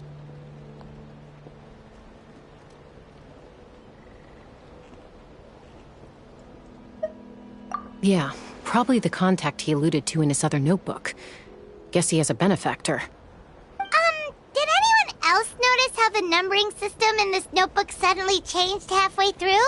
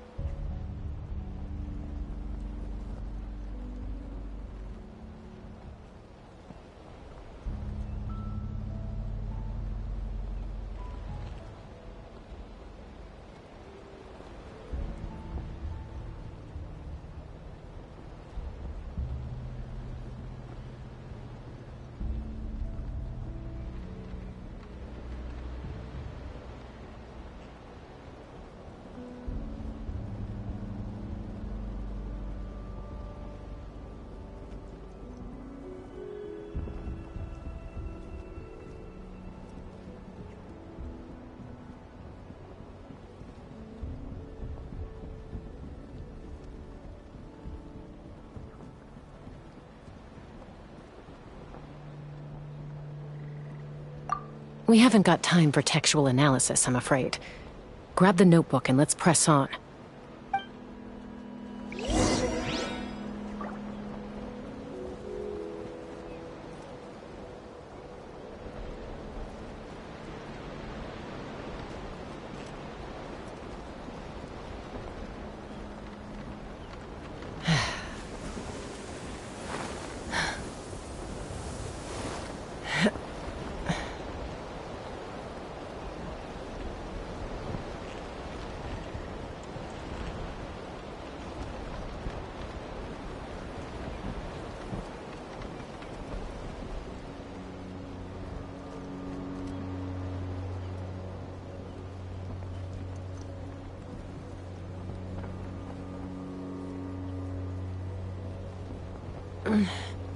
I'm a little out of practice these days. Any conflicts around? I'm in the mood for some peacemaking.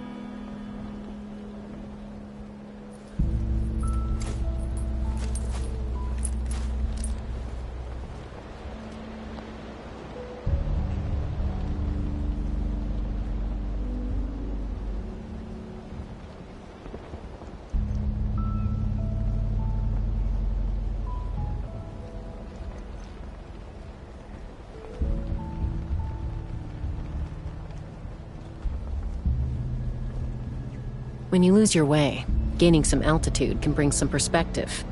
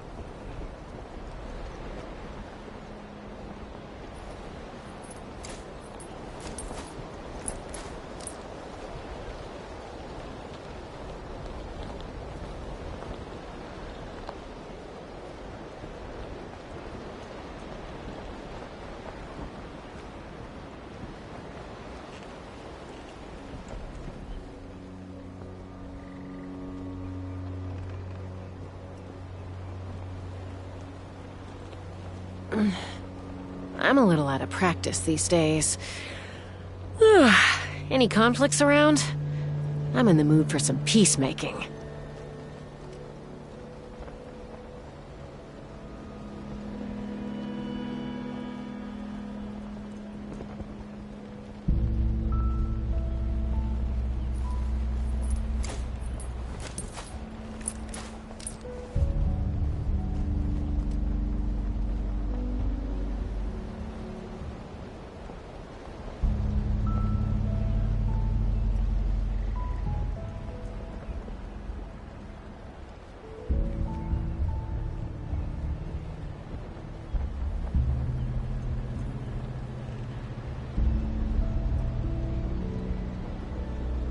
When you lose your way, gaining some altitude can bring some perspective.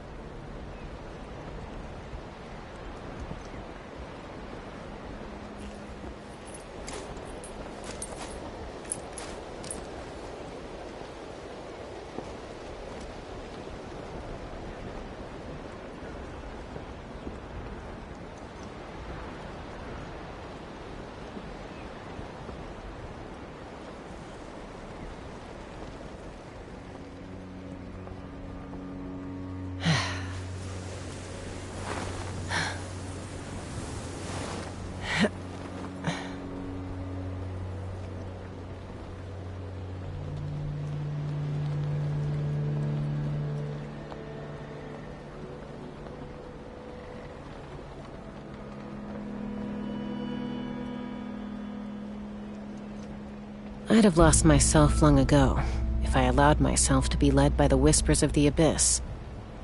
Surviving is tough. But taming the beast within is tougher.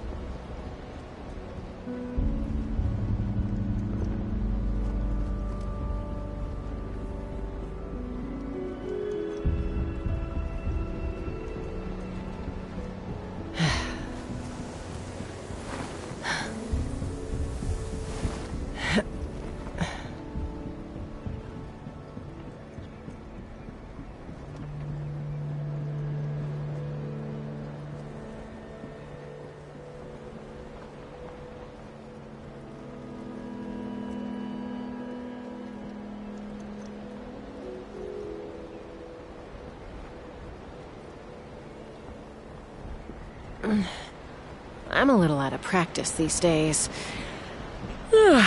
Any conflicts around? I'm in the mood for some peacemaking.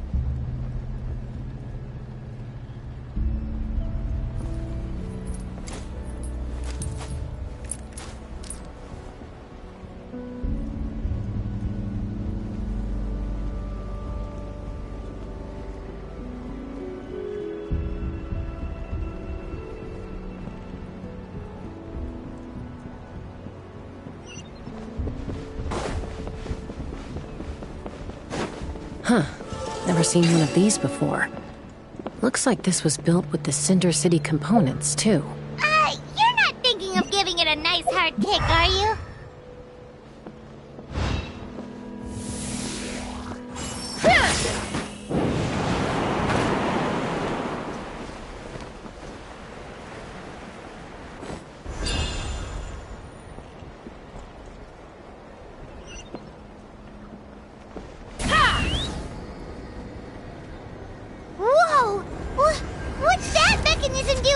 It's asking for a nice hard kick where it hurts.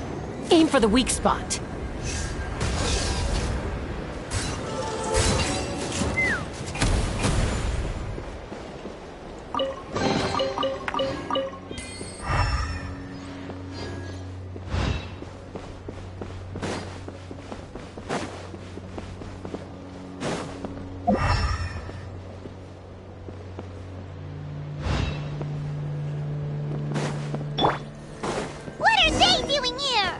Paul's henchmen. He must have brought them here using the relic in his prototype wings. Watch out! Take me up! Open fire! I see everything.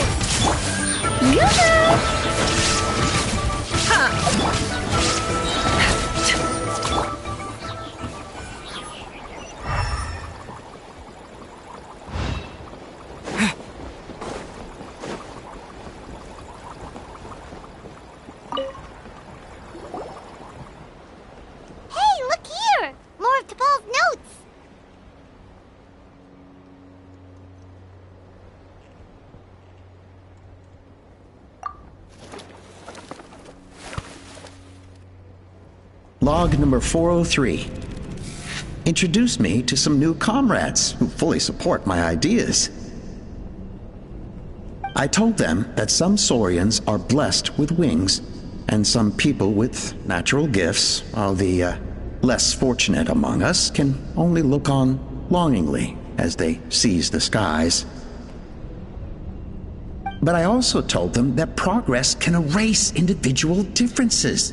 Think of the tools humanity has made to fight back against wild beasts. The law we have put in place to even the playing field between the strong and the weak. I promised them that our research will be the new frontier of human progress. With our phlogiston wings, the power of flight will no longer be for a select few to enjoy. Imagine a world where the skies are for all to share. I only hope that when we finally achieve this goal, we'll be proud of me. Imagine a world where the skies are for all to share. Yes, what a wonderful world that would be. If only it were possible. We could respond faster, and so many tragedies could be prevented. But to Paul, what about the Saurians you're draining dry of phlogiston? You're not sharing the sky, you're stealing it! Bad move. I won't let you get away with it.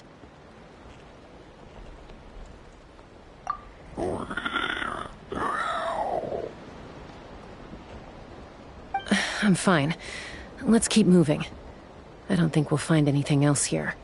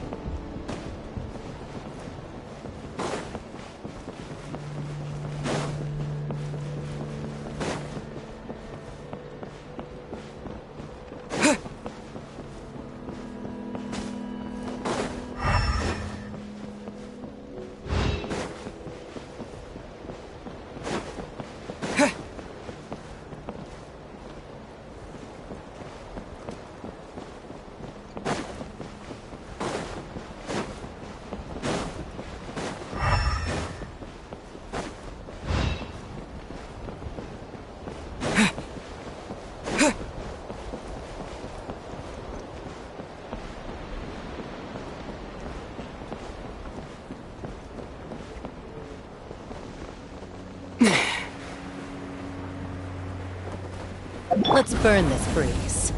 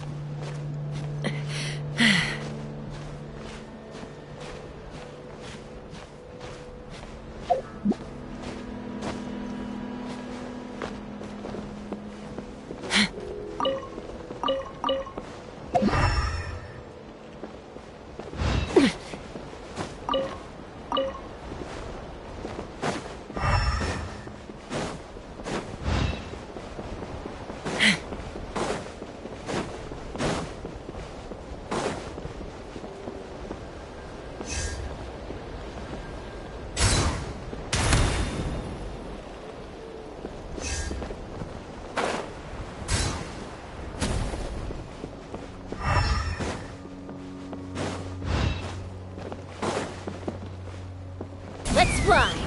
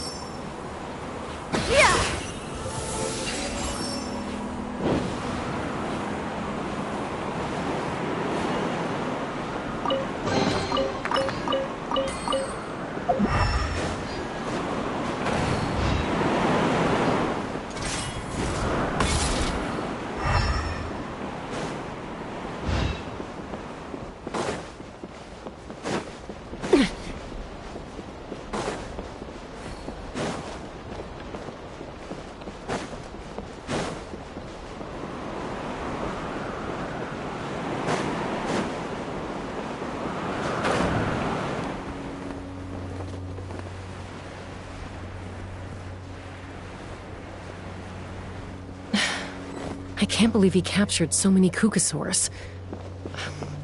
But right now, we have to focus on solving this problem at the source.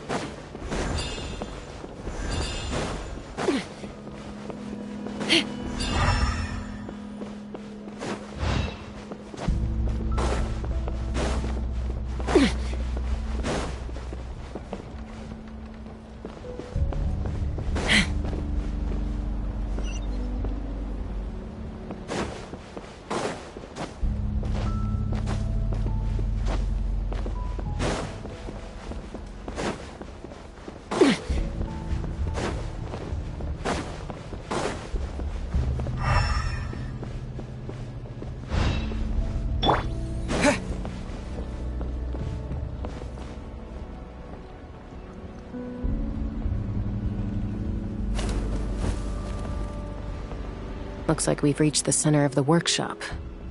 And still no sign of Koya's baby.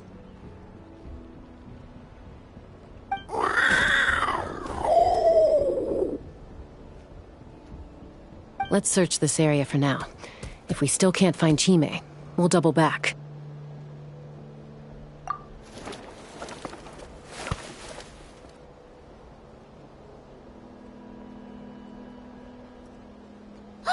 Tosca, Traveler, come quick! What is it? Did you find Chime? Not yet, but look! It's another one of T'Pol's notebooks!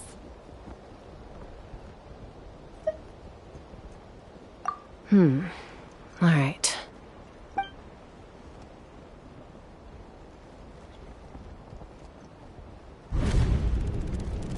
Log number 428.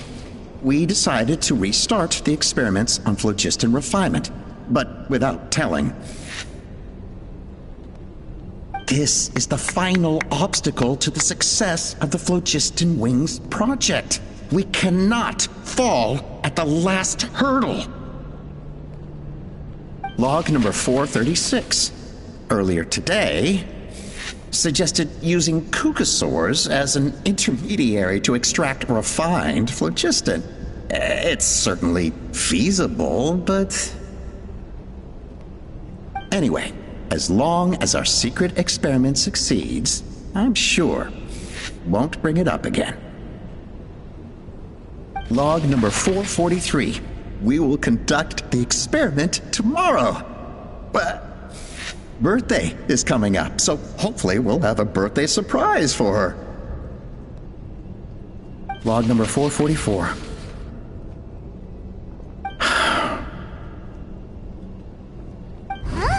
Why is this log empty? I guess whoever wrote down the log number was prevented from recording the results.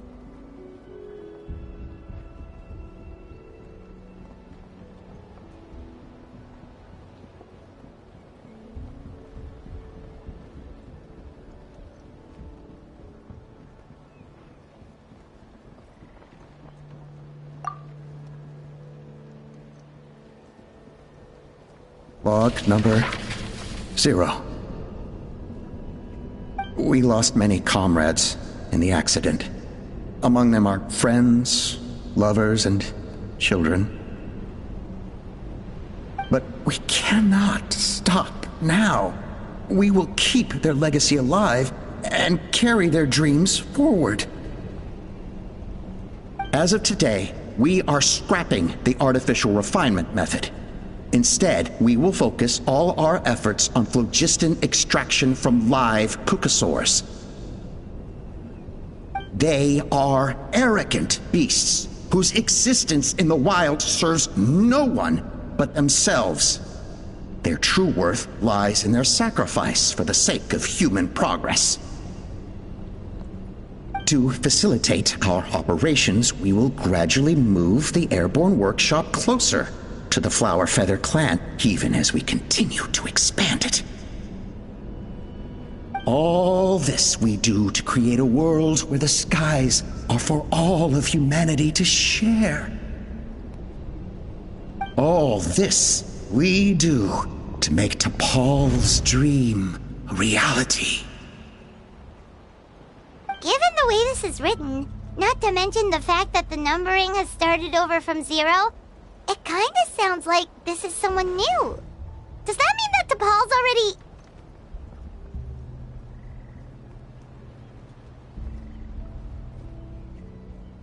There's also a letter tucked in the end of the notebook.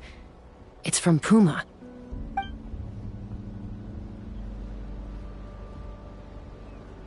T'Pol, I don't know where you are right now, so I don't know how to reach you. My best bet is to send this letter to the Flower Feather clan.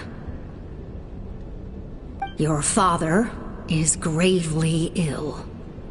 Oh, I know we've had our differences in the past, but he is still your father. Won't you come and visit him? Please. I know you never liked him and cared even less for me. All you ever yearned for is the sky. And your birth mother. But we'll still be waiting here for you if you do come back. This may be the last chance you'll get to see your father. So Puma's not T'Pol's real mom? Huh.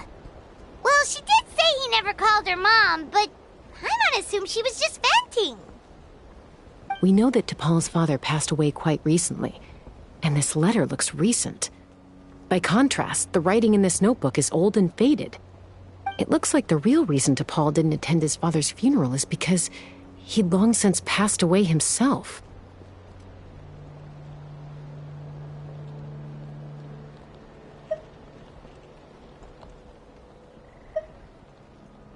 If we ask ourselves why this letter was sent to the Flower Feather clan, why T'Pol always yearned for the sky, and how he got his hands on a relic from the Cinder City, it all points to one answer. That's right. T'Pol was my child. He was born during my days as a wingless wanderer. His birth gave me new hope. I wanted to become the kind of mother who spent her days as a valiant rider, soaring the skies. Not an aimless, wingless nobody. But his father wanted to settle down, to give his child a safe, sheltered life in his tribe.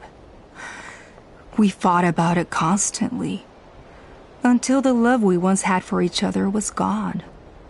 He started a new family, with another traveler who was also looking to return home. And I went back to the Flower Feather clan, alone. Opa? I had no idea that despite being raised among the children of echoes, my child still harbored dreams of the skies. Can you imagine, Chaska? The joy and surprise I felt when he showed up at my door, asking to join the flying trials. Or how proud I was when he said he wanted to prove his own worth, rather than relying on my position as elder. And then the anguish that overcame me when he was rejected by the Kukusaurs and became wingless, just as I had after my injury. You've got a lot of nerve showing your face here. Don't take this the wrong way, Chaska. I'm not here for a fight. I just want to talk. Isn't that your preferred way to resolve things? I trust you've learned of T'Pol's wish on your way here. A world where the skies are for all of humanity to share. If only his dream can be realized, no one will ever have to lose their wings again. Our aerial prowess will be greater than ever before. War will never again come at such a great cost. The loss of Koichi is a tragedy that need never be repeated. So tell me, Chaska, do you really wish to see the phlogiston wings forever grounded and gathering dust? Nothing you've said excuses all the conflict you've caused. You mean the argument back at the tribe? It was a necessary measure. Sometimes this is the only way to accelerate the pace of progress.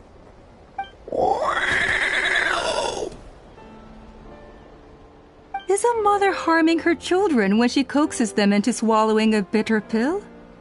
Of course not. It is a brief moment of suffering for the greater good, and the child would come to understand this in due course. The phlogiston wings are that bitter pill. We will never progress as a tribe if we cling to the scraps the Kukusaurs offer us. Once the people have embraced the phlogiston wings, they will never look back, even if they learn how the refined phlogiston is sourced. They will convince themselves that the sacrifice of a few Kukusaurs is a small price to pay for our dominion over the skies. But this I had not anticipated. I barely had the chance to introduce the phlogiston wings to the tribe before you found this place. Your plan was hardly foolproof. Yet, it can still be salvaged. Chaska, traveler, you are the hope of humanity. I'm sure you have your doubts about my methods, but know that my love for humanity and for Natlan is genuine. You know me, Chaska. And you know that I've always treated everyone in the Flower Feather clan as my own children, as fellow humans. Surely you can understand my perspective.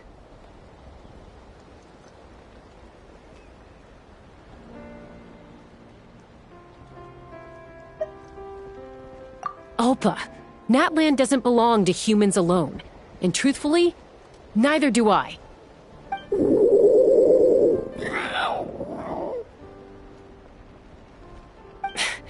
How many times has the Abyss invaded Natlan now?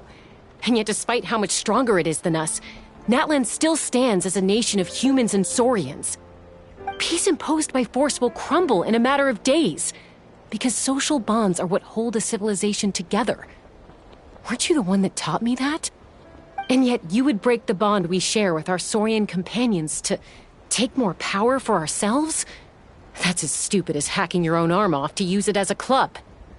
They are wild beasts, driven purely by instinct. How could they possibly understand human social bonds? How did someone like her ever become a writer?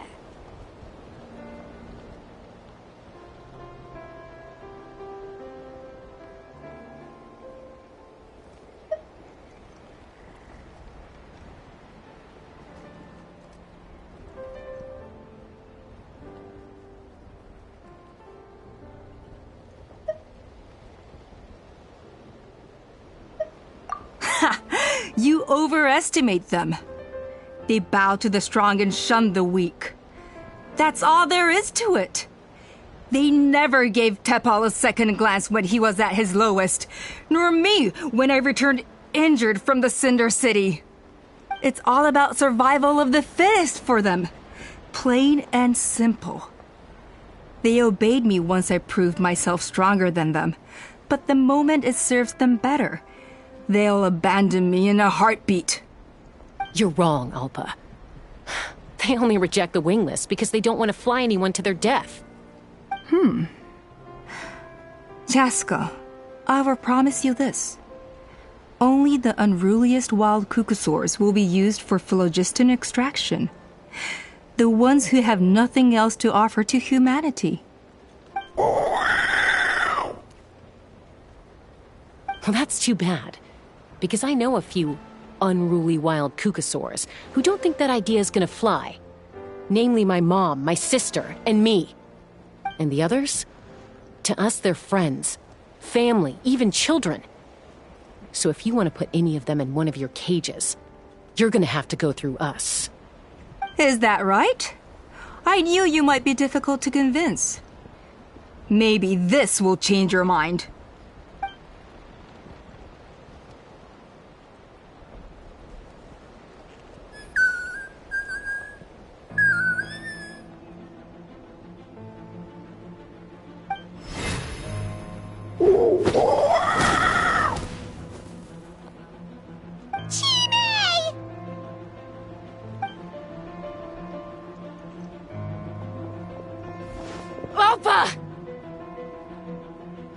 Careful!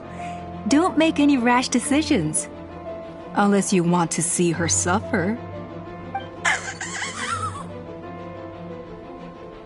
Oh no! That's one of the extraction cages! I told my subordinates to take control of the tribe while I was away. Luckily for them, our strongest warrior and our most powerful ally aren't there to stop it. Take control? What are you planning to do with Mutota and his supporters? Merely accelerate their inevitable downfall. They cannot stand in the way of progress forever. It is not the move I wish to make, but I'm afraid you and your friends force my hand. And since you insist on imposing me too, I have no choice but to keep you here until the dust has settled. So that's what you meant by I just want to talk. You never intended to negotiate. You just wanted to stall us. No, Chaska. I genuinely hoped I could win you over. You are the strongest warriors we have. Put down your weapons, and I promise you that no harm will come to this young Saurian. I just need you to stay here for the next couple of weeks or so, while my people consolidate their power. Then, I will give her back to you, and you'll be free to leave. As long as the majority supports our vision, even the Pyro Archon cannot meddle in our internal affairs. Your vision is deranged, and the Flower Feather Clan will never support it. You sure about that? Then wait here and see. Time will tell. What do we do? Even if the whole tribe fights back, Mutota's in grave danger!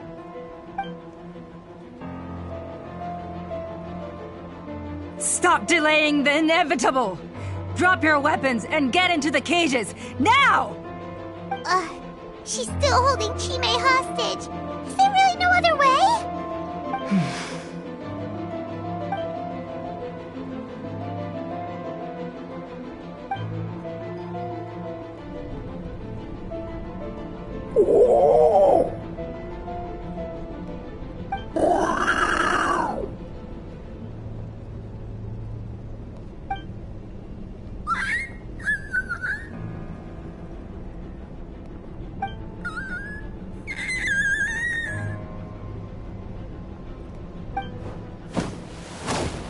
Koya? Huh? What are you yapping about?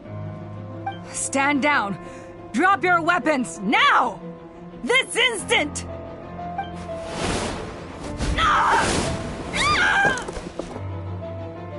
No! The relic!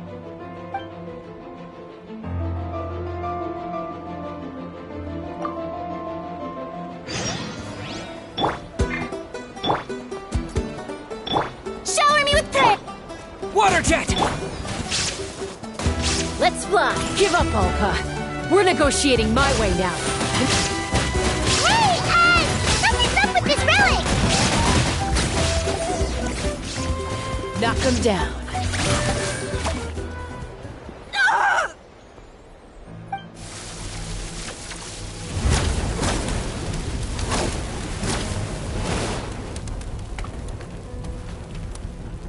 No!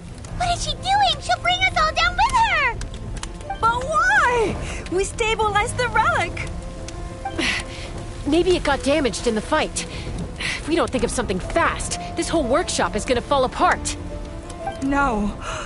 They're directly beneath us. My beloved tribe!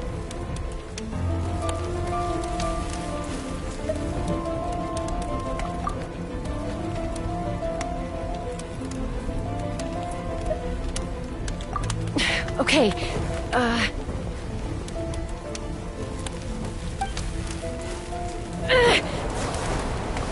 it's too powerful. This ain't a toy like last time. I don't think I can just throw it aside.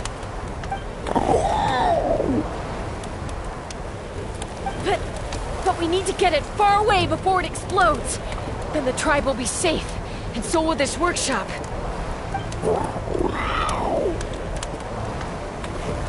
Koya, remember when we were kids? Come on, let's take this thing high up into the sky.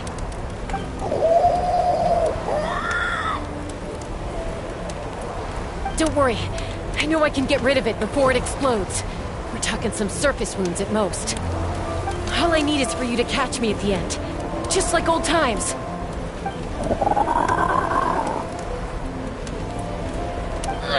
I can't hold it back anymore. We have to go! Don't be insane! Alpa! What are you... You're a fool, Jaska! Why would you choose such a risky solution? We cannot entrust the safety of our tribe to this wild Saurian! I'm the fool! You really think you can stand a better chance than me?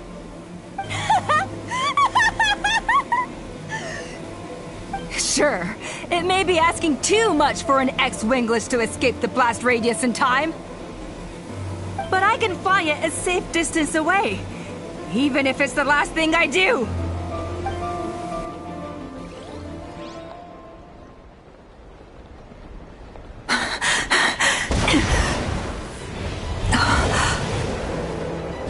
Here, this should be high enough to save the clan.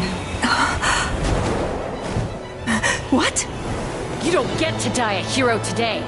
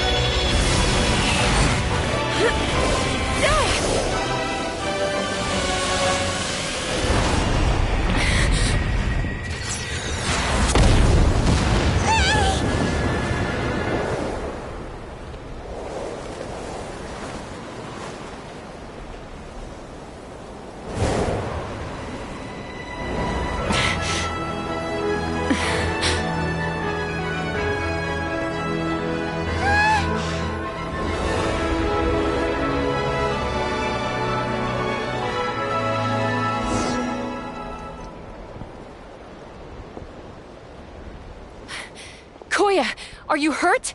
Let me take a look at you.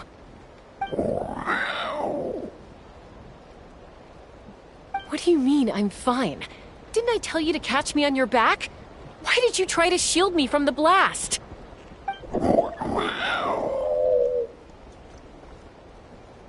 Accident? Yeah, right. Seriously, you're as stubborn as ever. Chaska, Koya! How are things looking here?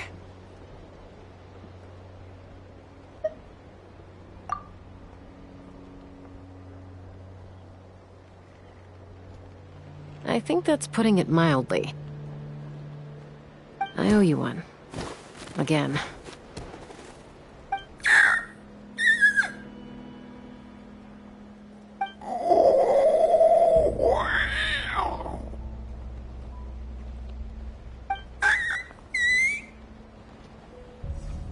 Oh, but be honest.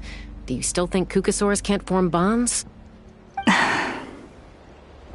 Mom, I'll figure out the refinement problem. I'll find a way. You don't need to worry about it. I just need some more time. That's all I ask. Please just trust me. Just this once.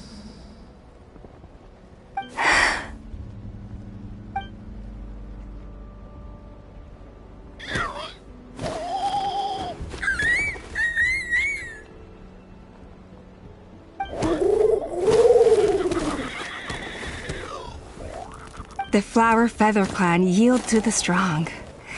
And it's up to the winners to define what strength means. So it looks like it's my turn to yield.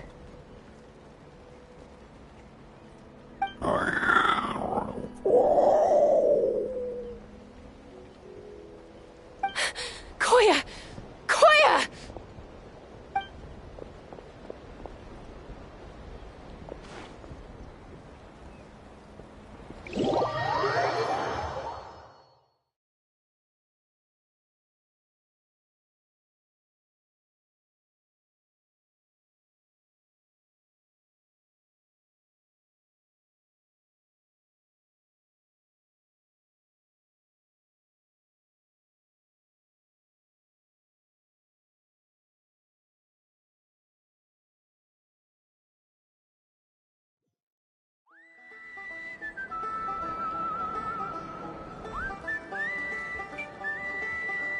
So, you're absolutely sure it's not because of the explosion?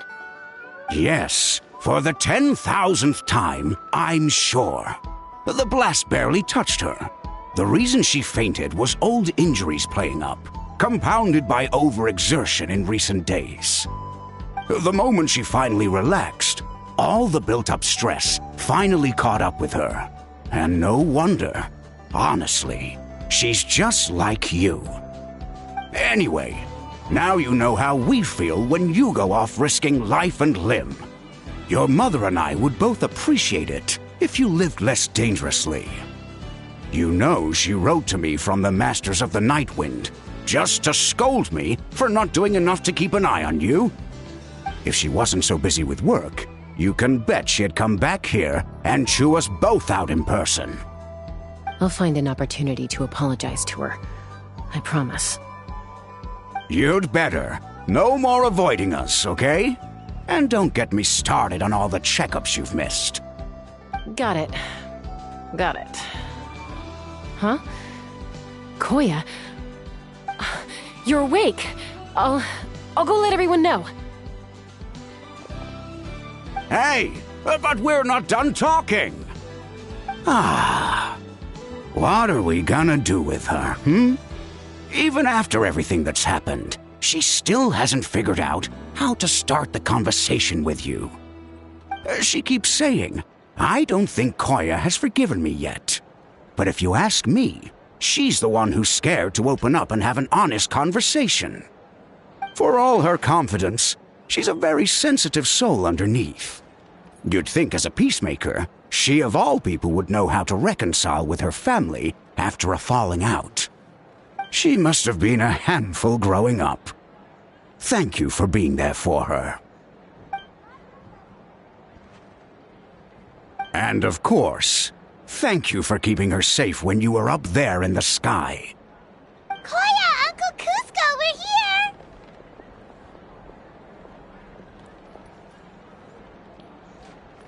Ha!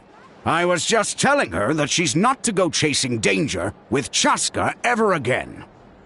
Cusco, I understand how you must feel. But it's all thanks to Koya and Chaska's efforts that the airborne workshop didn't come crashing down on our heads. Oh, Paimon almost forgot to ask.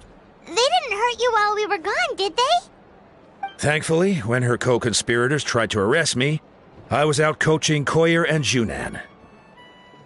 The two of them were a huge help.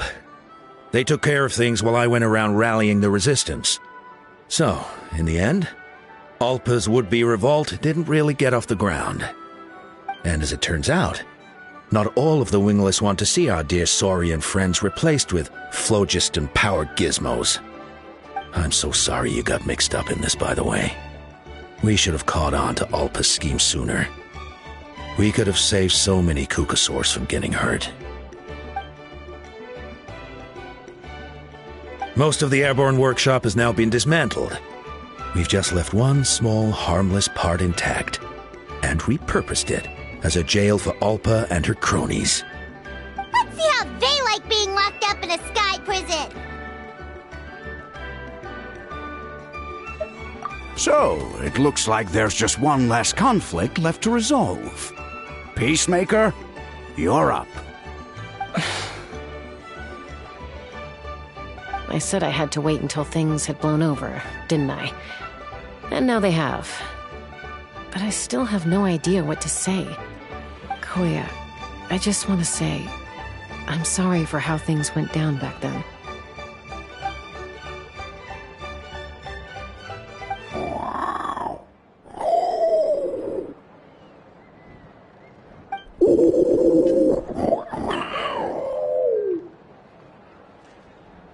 Huh? Does this mean you're not mad at me anymore? There's that family likeness coming through again.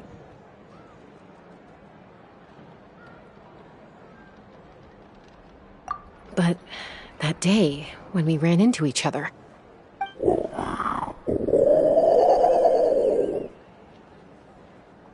Huh? So then, when did you finally make your peace with it?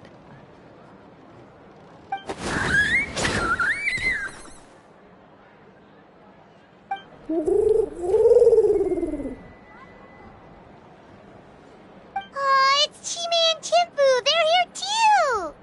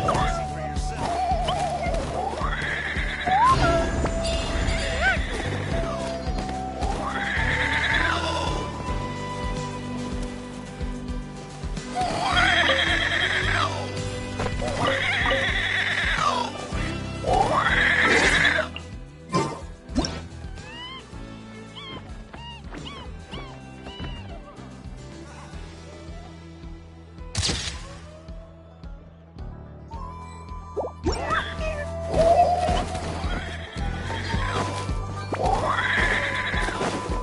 prepared and stay safe.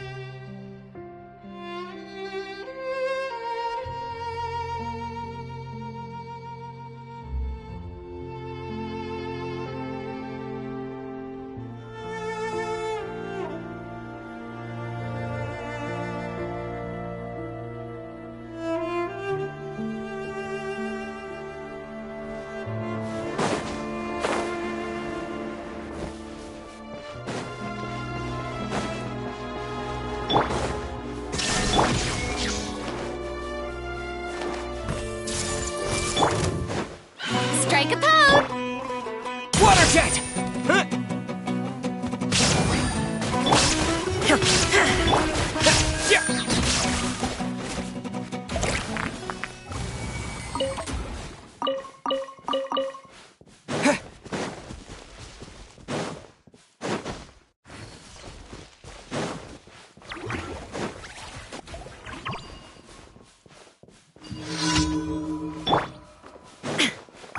Shine duck! Happy to apply! Showing you tricks! Someone's following orders. I see everything. There is no escape.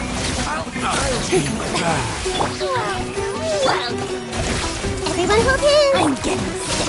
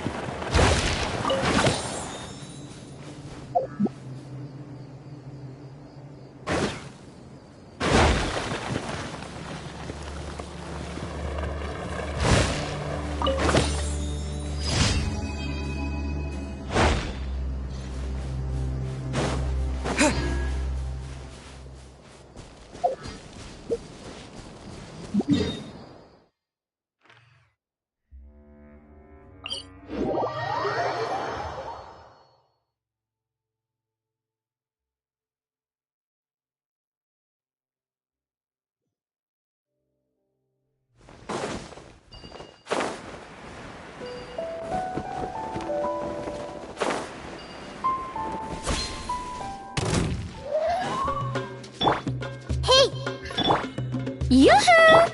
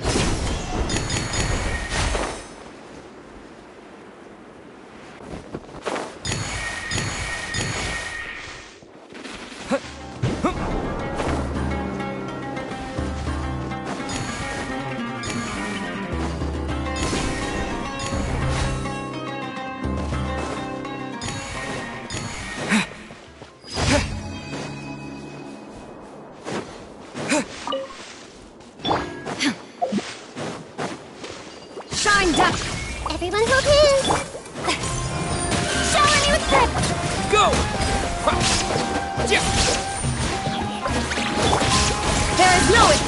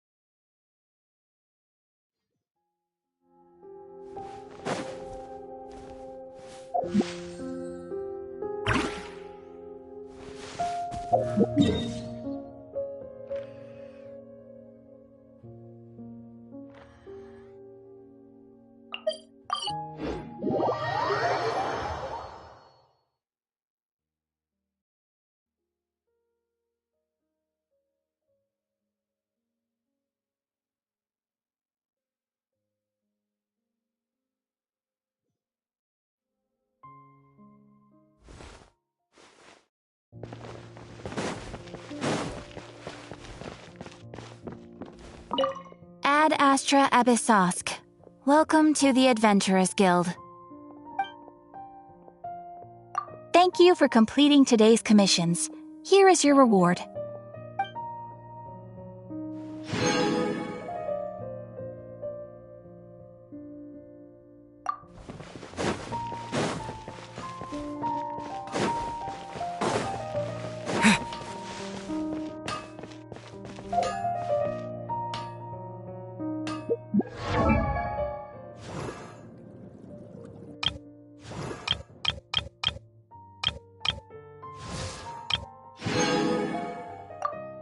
I create.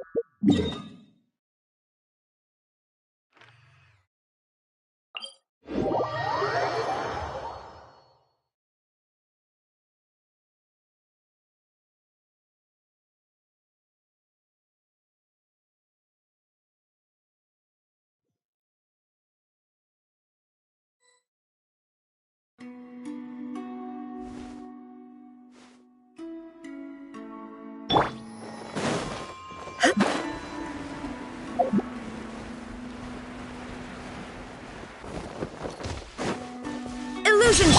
Grow! Strike a pose!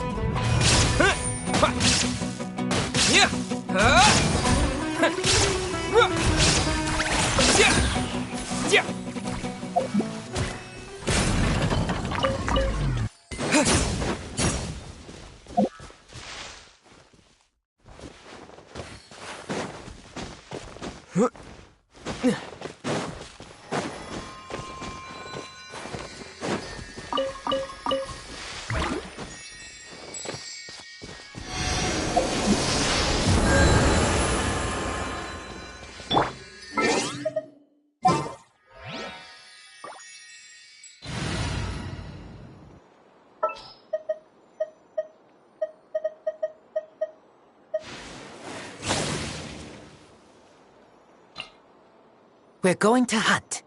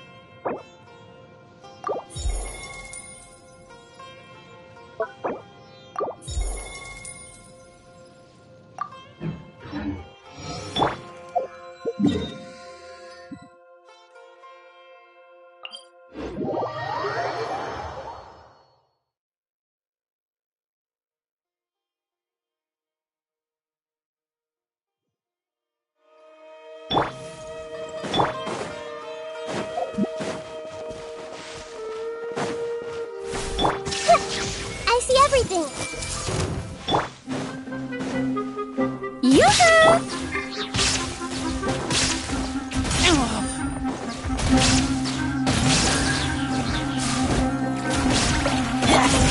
Illusion!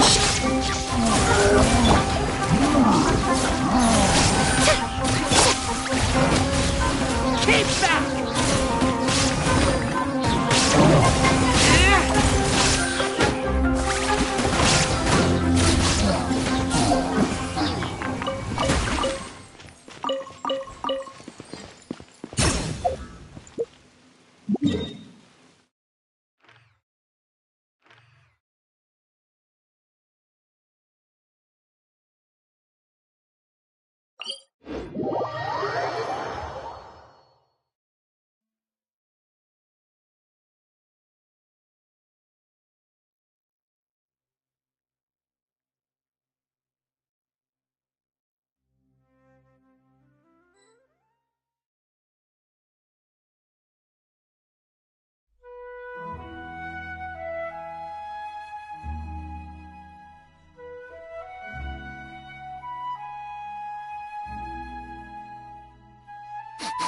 I smell rabbit.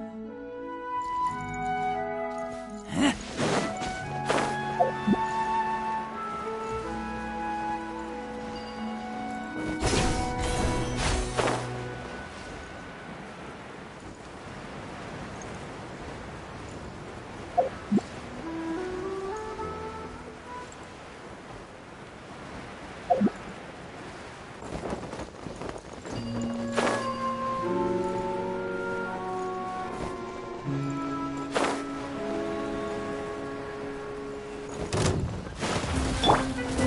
Shine down! Hey! Shower me with praise!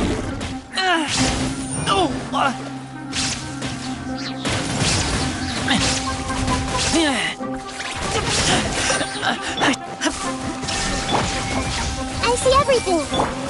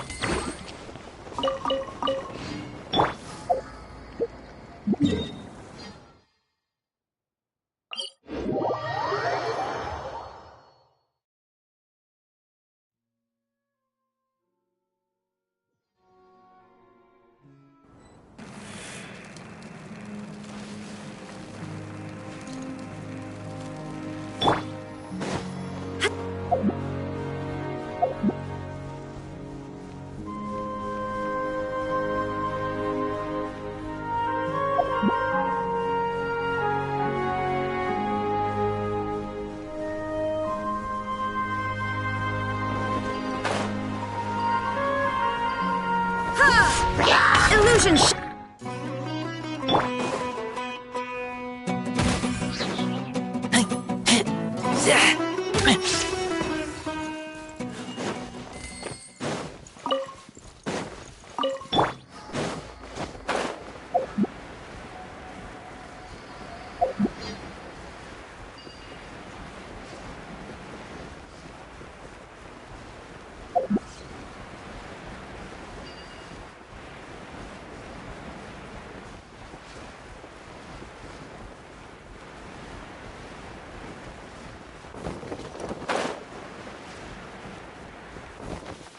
There is no... Everyone hold his...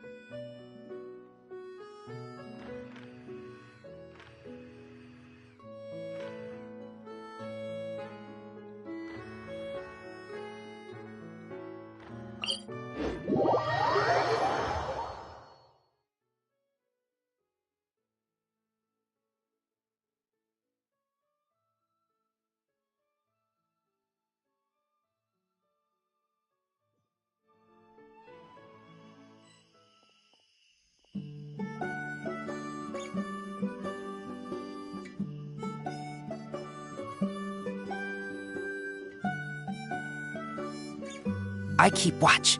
You leave, you call me.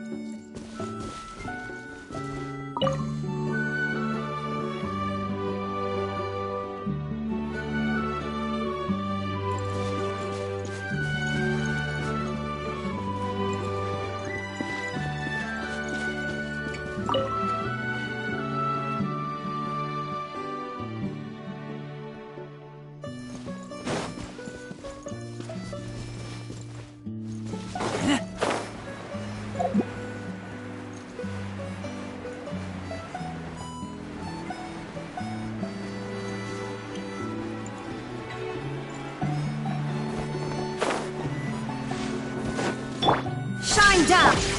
I see everything!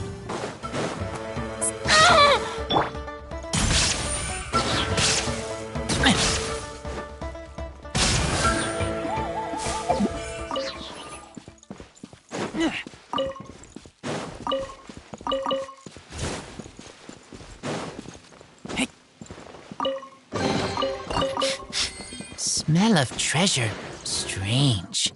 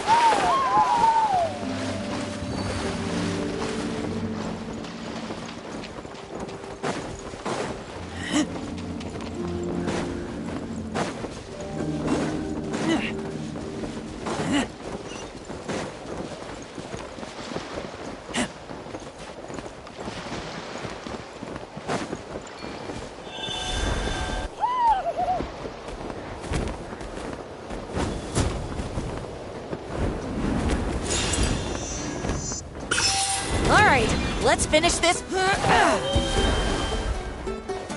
Illusion shattered. This might hurt a little. Yoo-hoo! Everyone hold hands.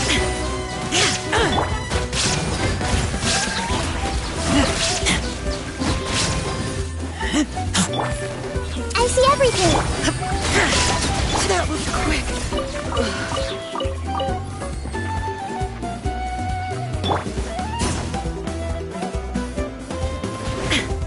down! Light lasts forever.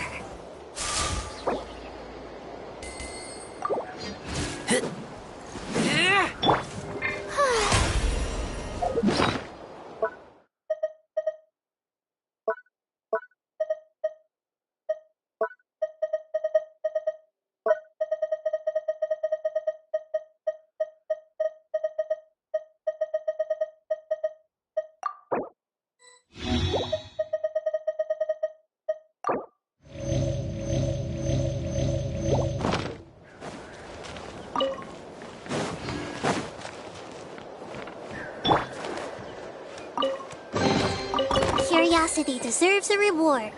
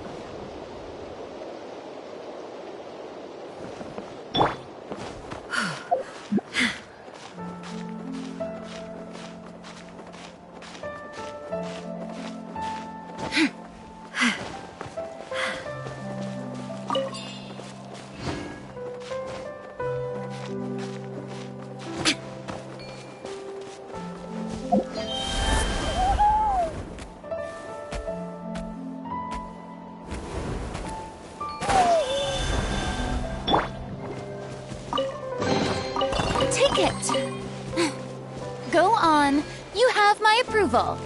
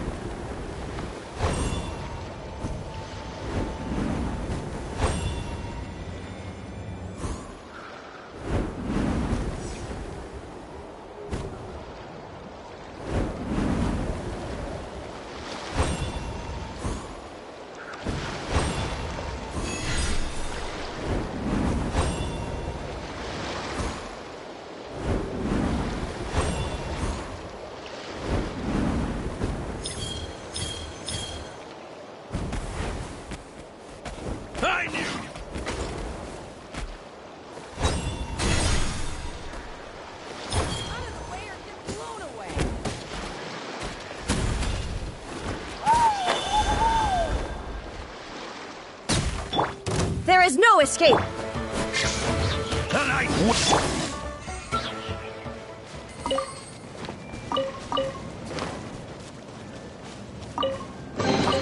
Find anything you like?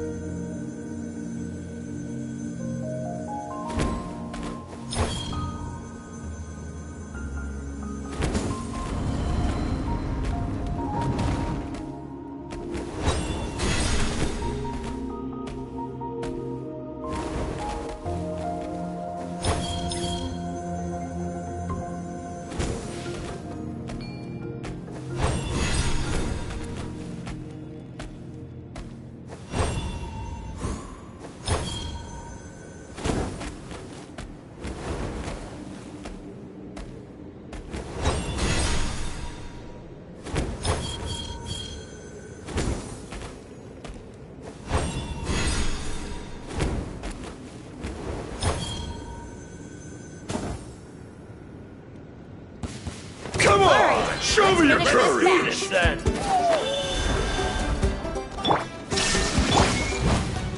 Everyone hold hands.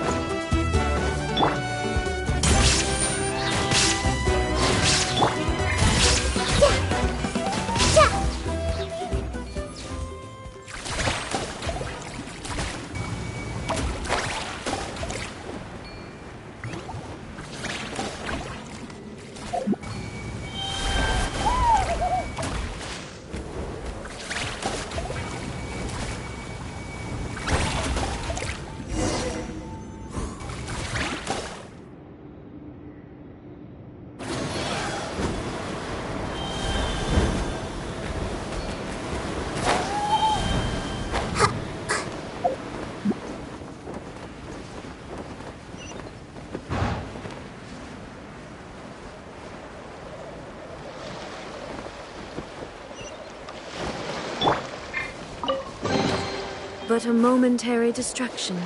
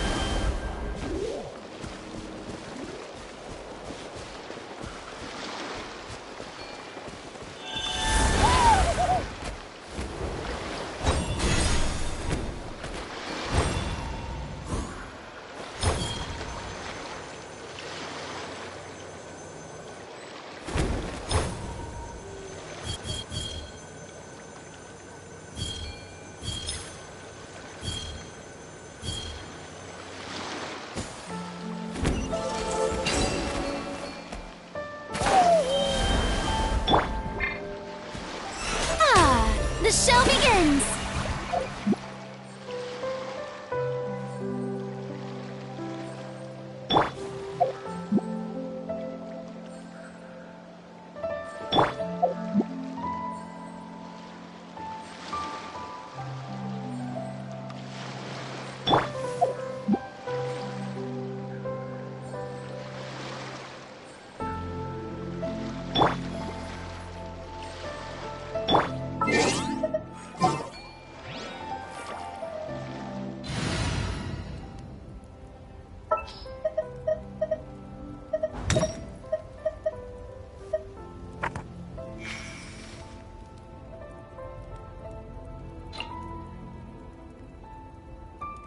Yes.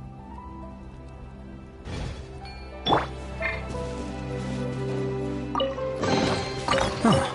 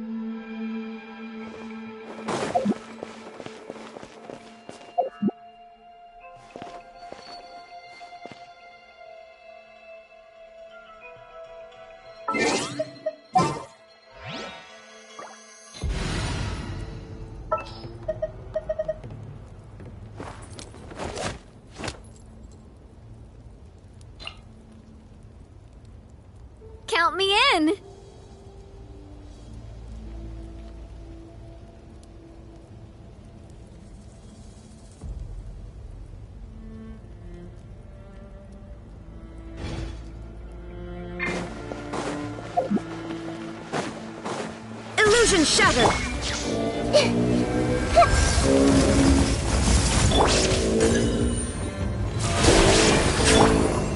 Hey there! Watch out! Fire! Well, with rocks. Cha! Hiya!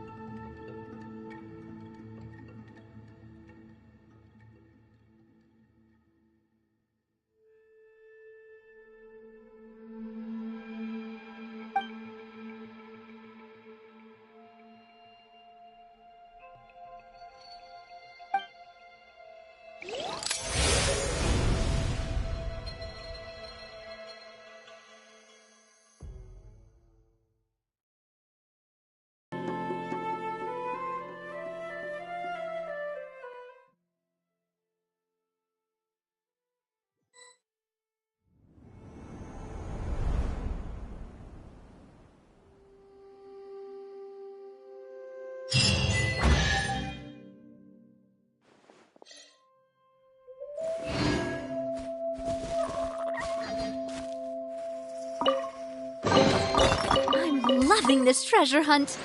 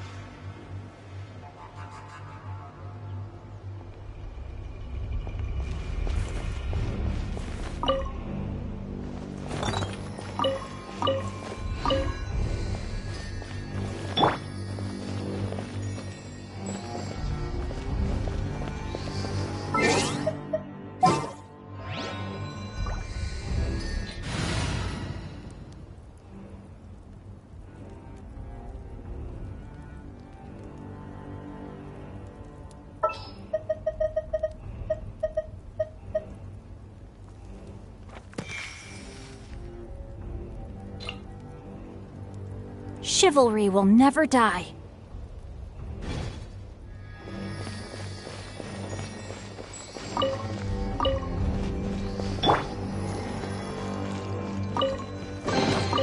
Treasure hunting, a valiant endeavor.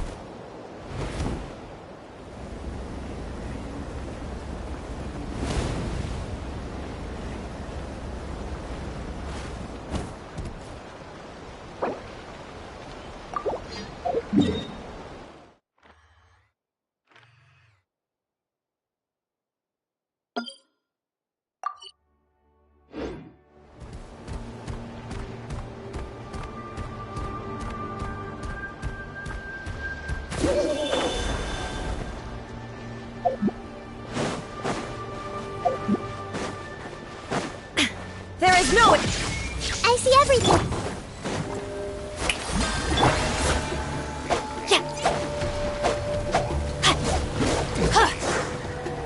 Rain outlines your fate. Shine down!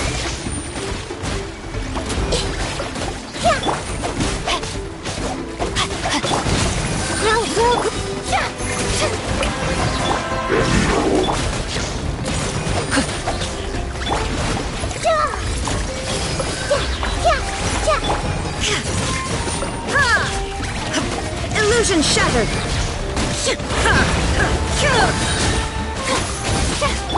Committed to memory. No, my sword! There is no escape! This may hurt a little.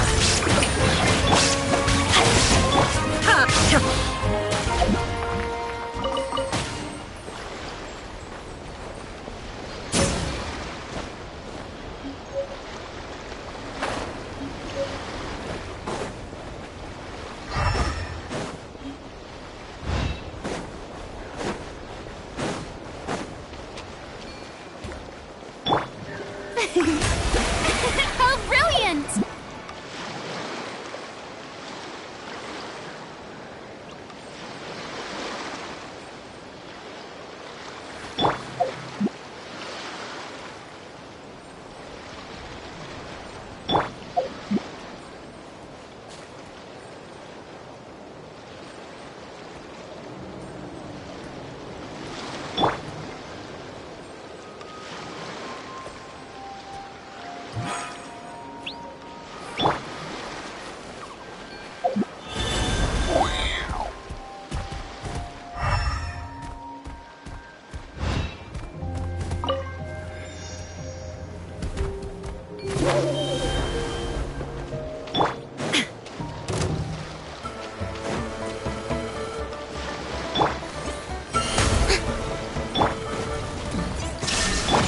The Temple of Wisdom.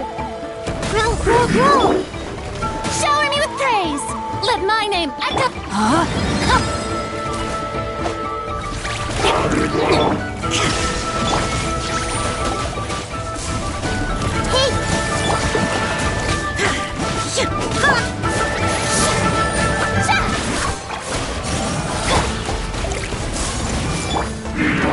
Illusion shattered! Rain outlines your fate. Shine!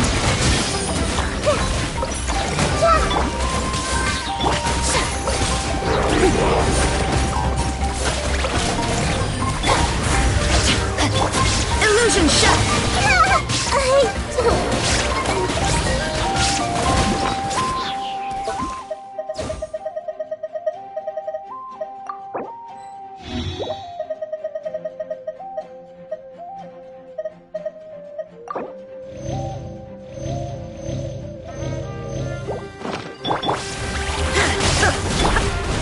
This may hurt a little.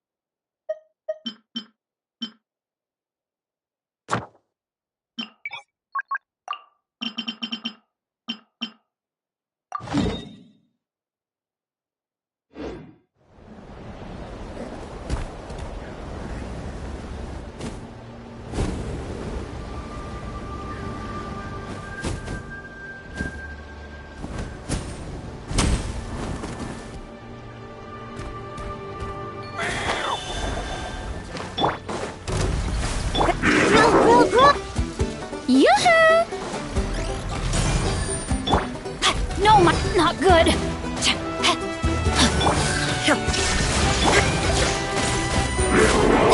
Let the world come alive! Let's leave her a little.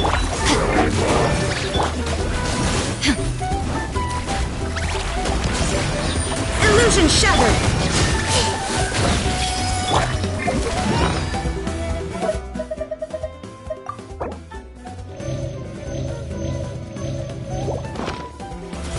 Strike a pose! Shine down!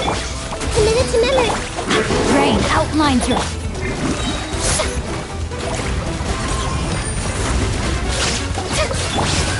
There is no escape!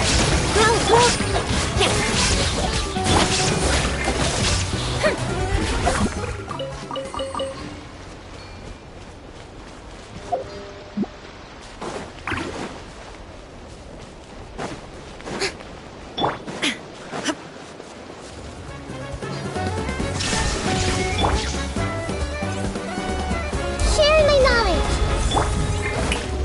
Let my name echo in song! Committed to memory. Let's change tactics.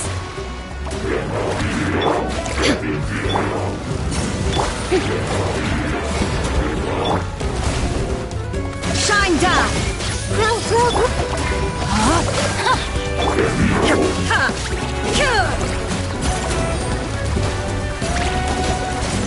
Illusion Showering you with the committed to memory.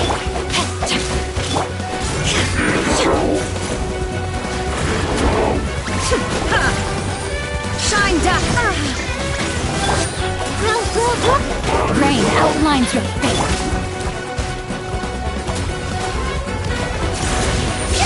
Strike a pose! There is no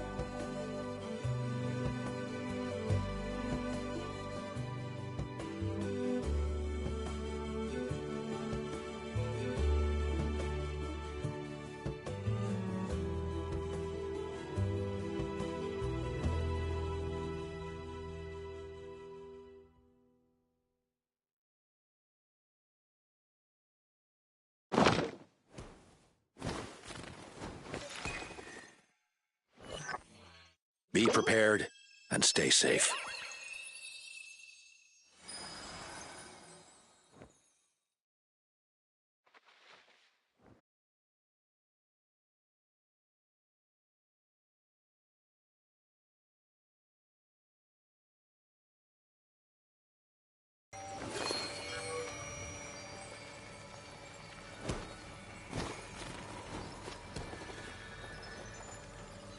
Be prepared.